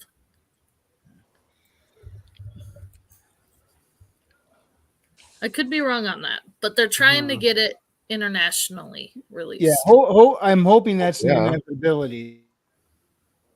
It's a thing. It's an international That- problem. So Because that I mean, needs the to be an film's doing too international well. Why movie. wouldn't it? No, And once again, it goes back to look how many people are trying to snuff it. yeah. Kind of hard. And there's some unfortunate things that cannot be overlooked here. First of all, they went after it over the Q thing, but the movie was already being made before Q existed. Then they go after it, and I don't understand how this is going after it, but they go after it as it's a faith-based movie, as if that discredits it automatically or something. All right. Which is funny because Daredevil- it's actually made by several Daredevil different on faiths. Netflix was than that. All right. And so the only thing left is they attack it one more way by saying, well, the trafficking isn't as bad as they make you think it. You mean, are you saying it's okay? The only thing there left No, for now they're them downplaying to the bitch problem. Now about is now the they're fact that it goes downplaying the against problem. trafficking. Yeah. So that Now they're tells downplaying me the problem. they must have a stake in the game. The whole thing's ludicrous. You And their know, subscription service, they got to come into their subscription service, come in their door every month like ButcherBox. you know, it's articles like that makes me reconsider the Constitution, and I want to find the person that said the freedom of the press and who wrote that, and I just want to fucking drag him across the street I and disagree. make him. Oh, That you disagree? don't work like that. That don't work like that. Stormcrow, it don't work like that. More words. Because what's good for the goose is good for John the Della gander. Rose It's got to be a press. two-way street or not at all. Oh, so I met crazy story. JDA, John Della Rose. I met him Yeah. Saturday Congratulations, man. at Comic Con. Chill guy, down to earth, like he acts like he is in his film in his YouTube channel. But he shared the story where he was at one of the panels doing his journalist thing, and these two people like just sat uncomfortably close to him and just like kind of eyed over him and watched him on his laptop this whole time. And it's just like, okay. And then you hear about the thing with Eric July getting these threats of violence, or not very threats of violence. You know, Jack Kirby will punch him, and it's just like, no, he wouldn't. And you're thinking violent thoughts, which is, I have very concerns for you. You want to just, Eric July is like, do you want to discuss it? No, of course they don't want to discuss it. They just want to have violent thoughts. This whole like, I told him multiple times, like, be safe out there. Burnett, we've always known. It's just now we can show normal people like fucking direct evidence. Yep. Like really. Well, Bernard says sunlight is the best disinfectant. Guys, violent thoughts, dude. You can't have these violent thoughts. Not good for you. Trippy, you are asking the impossible. You are asking me to not have violent thoughts concerning people that traffic children, and then write articles saying, "Well, it's not that bad. Well, it's a faith-based movie, and and I wanna slap them in the face, and I want to spit in their mouths." Yeah, no, I can put a map through a wood chipper and watch it shred into paper without a violent thought going through my head. It just has to be done, It's just, But I'll there's just no do this. joy in it. Okay, there's no. Need to take You're not. no, you shouldn't take joy in it. What the Stormcrow? Change We're the gonna have a subject discussion here. later. I just got this article. Because landscaping ain't my We need to forte. start- So Yeah. Yeah, we I need to got this start wrap article. up. Yeah, this is funny as hell, guys. So, scientists believe there are hundreds, maybe 1,000 sharks ingesting cocaine before drug smugglers can get to the bricks off the coast of Florida. is this a parody article? Another Cocaine bear. shark. Cocaine bear Trippy, wasn't enough. Are It's sharks having cocaine violent shark. thoughts? Are they having violent thoughts or happy thoughts? I don't Answer know, that. but apparently they Sharks are having suspect- hungry thoughts. It's actually one elaborate ploy to promote the Meg too. Yeah. Oh yeah, that's gonna be coming out. It's All pronounced we fort. need now- What did I mispronounce? What did I say is fort? Or what did I not say is fort? Fort. I wonder if Now, they gave them some of that black invincibility. coke. Cooking shark. Yeah, that black invincibility Coke. I know all about it. Now, all we need Yeah. is Coking Honey Badger, and we got the cinematic Coking universe. Yeah, Well, yeah. but we I can keep give saying I him- want to see Cocaine Bear versus Catnip Tiger. Ooh. Yeah, there's a movie. I'll write that down. Winner takes on Cocaine Chihuahua. And no, Actually, and called then Cocaine there's the Sharks is the fucking. documentary that they're doing. There's also gonna be the marijuana hamster. That's you, Oh, Roro. Merkmaid is real. Cocaine Sharks.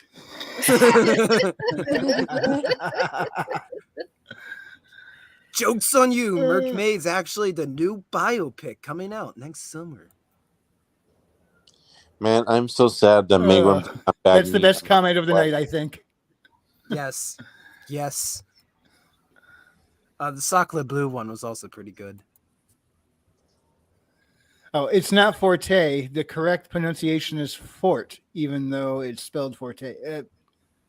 Really? I've always heard people say Forte. I heard Forte. Well, you say I forte don't know. as in it's not my forte, it's not his forte, but fort, Yeah. you just say fort. I say fart. All right. Well, whoever smelt it dealt it. All right. Oh, Fort. Oh. You don't Yes. smell buy bombs. You first see them, you get blinded, and then you get thrown at least 10 feet back by the shockwave.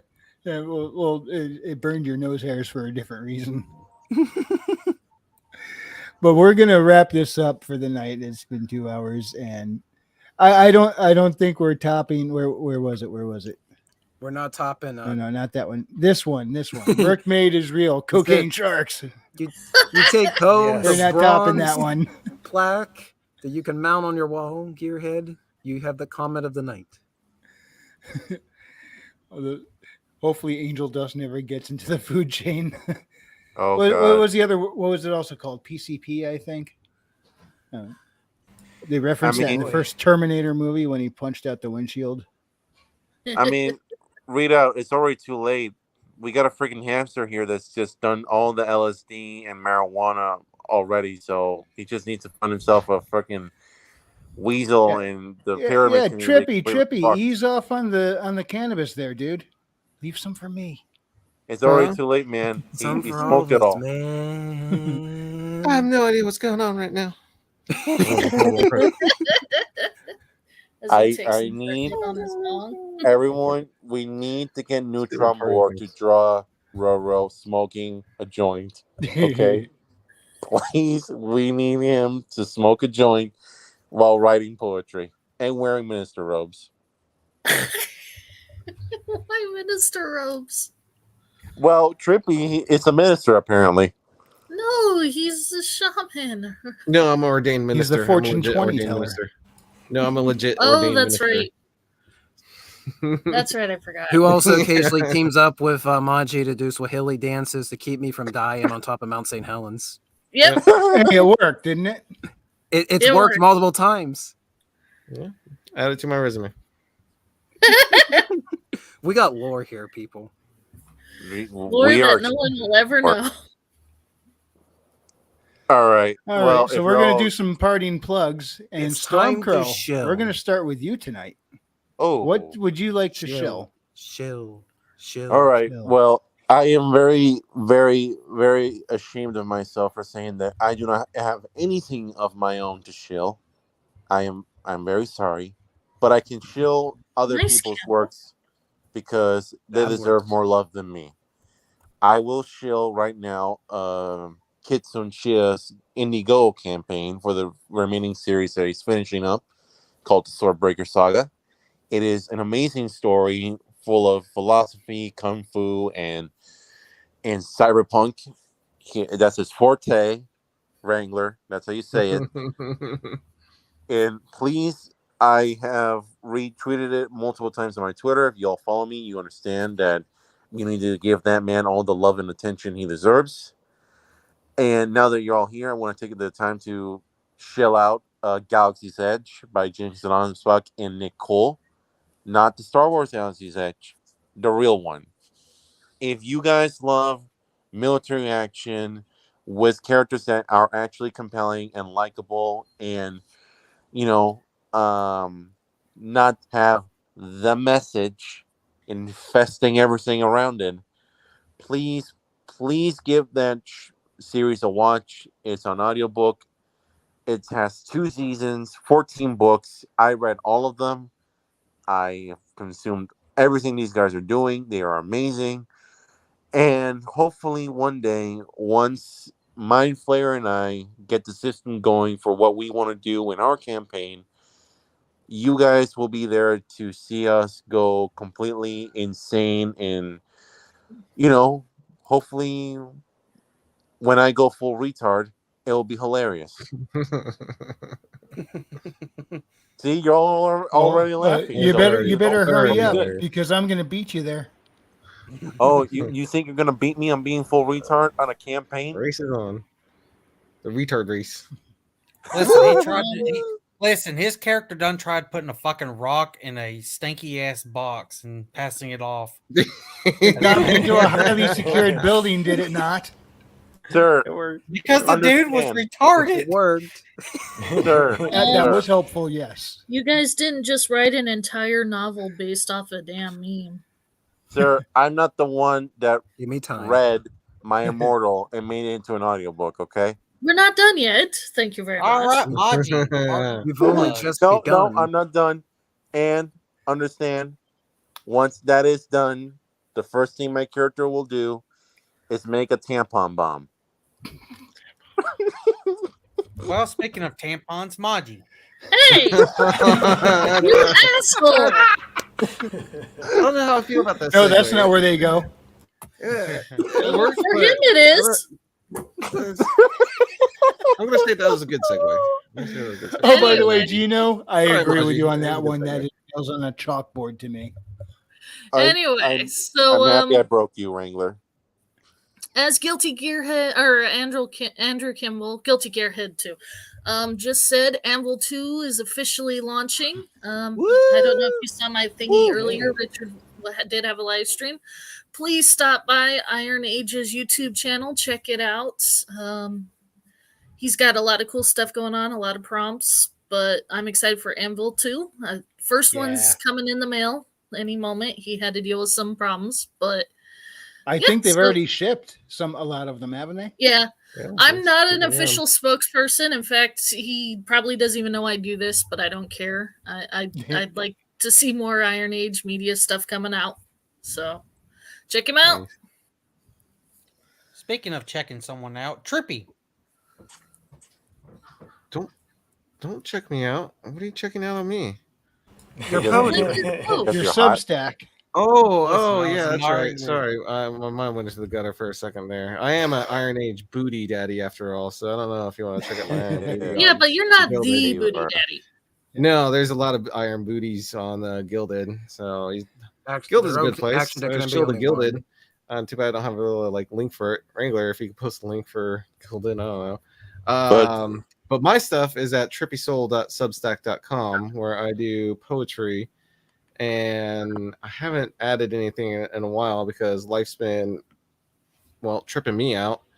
I'm trying to get it back together, but it hasn't stopped me from writing. I'm sharing stuff. Ask Maji. She sees some stuff. I'm trying to branch out into short stories and kind of evolve my craft. And eventually there'll be something new on there at trippysoul.substack.com. I can't wait. I mean it when I say it. You have a soul to what you write.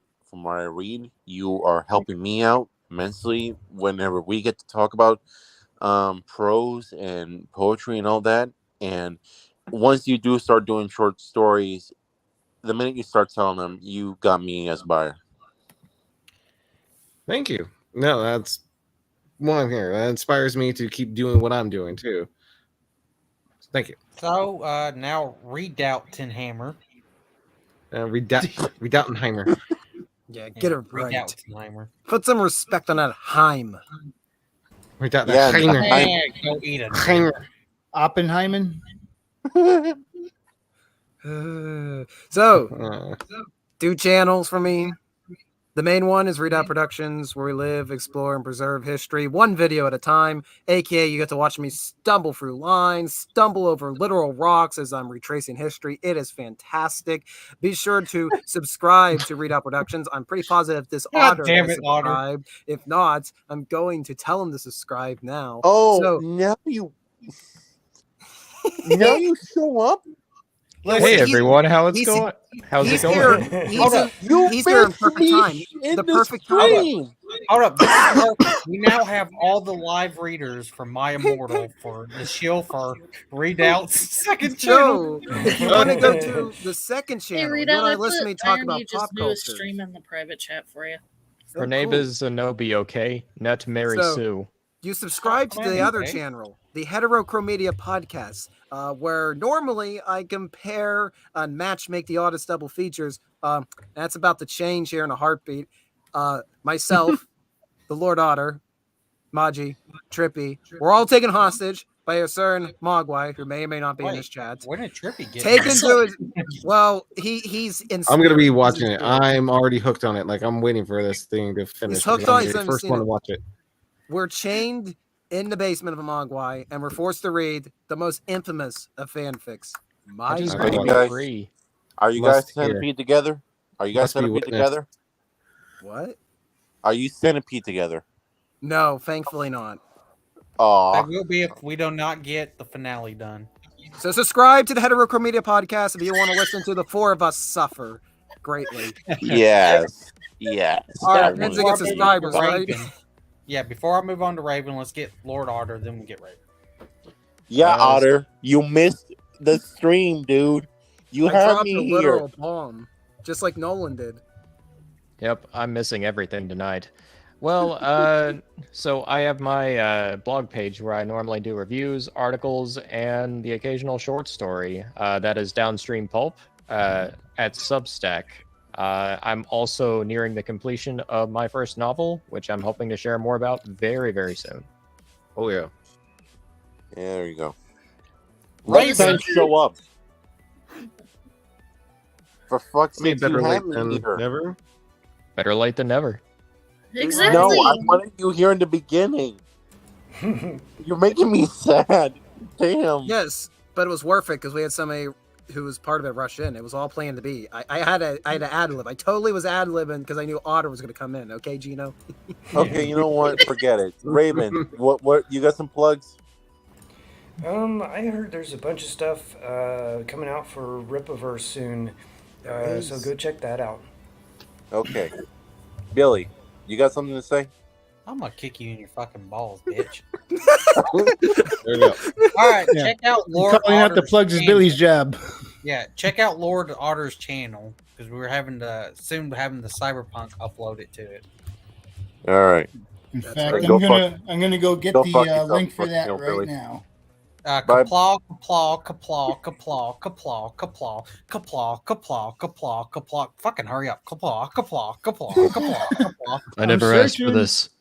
Clawback. So while the Wrangler. host is doing that, be Wrangler. aware that Wrangler Frequency Studios has a book out. I believe it has involved a kitty and a character named Haley. It's very It cute. does. And a potato gun. And a potato gun. Can't forget the potato gun. I forgot to put Yes, that on. an arm-mounted spud gun that she uses to fight off the reptilians. It launches you go. corgis. No, Stop it phoning, launches ethereal kittens. We- And they got, I Corgis think because of around burst here. on impact, they go and really screw up the bad guys. Wait, hey, you gotta grab the book and put it up. Come on.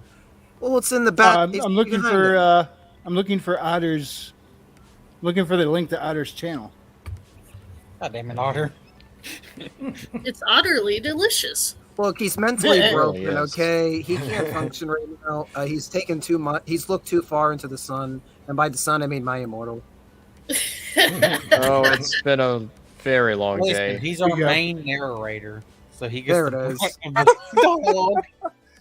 Listen, if you guys don't He's have the drunk. stones for another fanfic like that, you can just ask me to narrate it, okay? I'll do it. You think I won't? I know Sure, there's you a- can- You would we think believe so. you. Well, our host, hold up your book. And a Let's fish. do it some more. Hold up the I'm gonna boat. get fresh Come caught on. salmon with some Chill. clams. It's time to chill.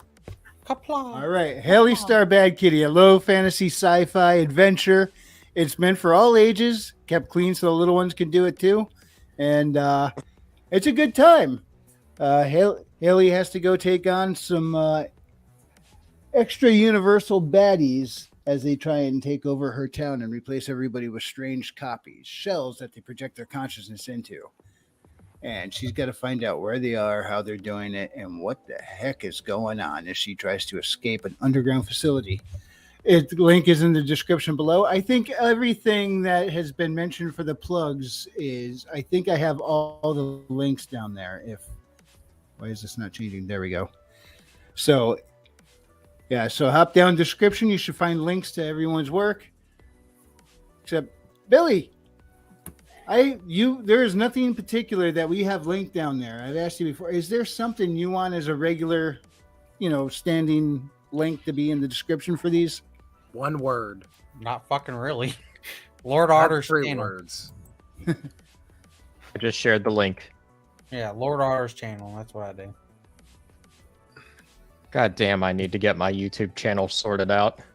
Yeah, because we'll me and Otter will be doing some more videos eventually later down the line.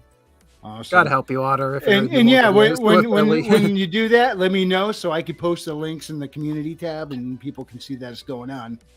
I'm so used to smashing clams by this point that Captivity and My Immortal and all of this stuff is just really getting to me. Just drink it up, man. Drink it up and do drugs like Trippy. You'll be fine. That's how I handle life. Well, don't worry. Put the logo up. Put the logo up. You want to know how I handle life? I look right into that camera lens and I say, if you enjoyed this presentation, hit the like, and if you didn't, I appreciate you stopping by. We'll see you next time. Thoroughly God bless. Bye. Bye. Now I become Dev, destroyer of worlds. I'm No. not Thank endorsed you, by everybody Paul. in the chat. Destroyer of Uranus.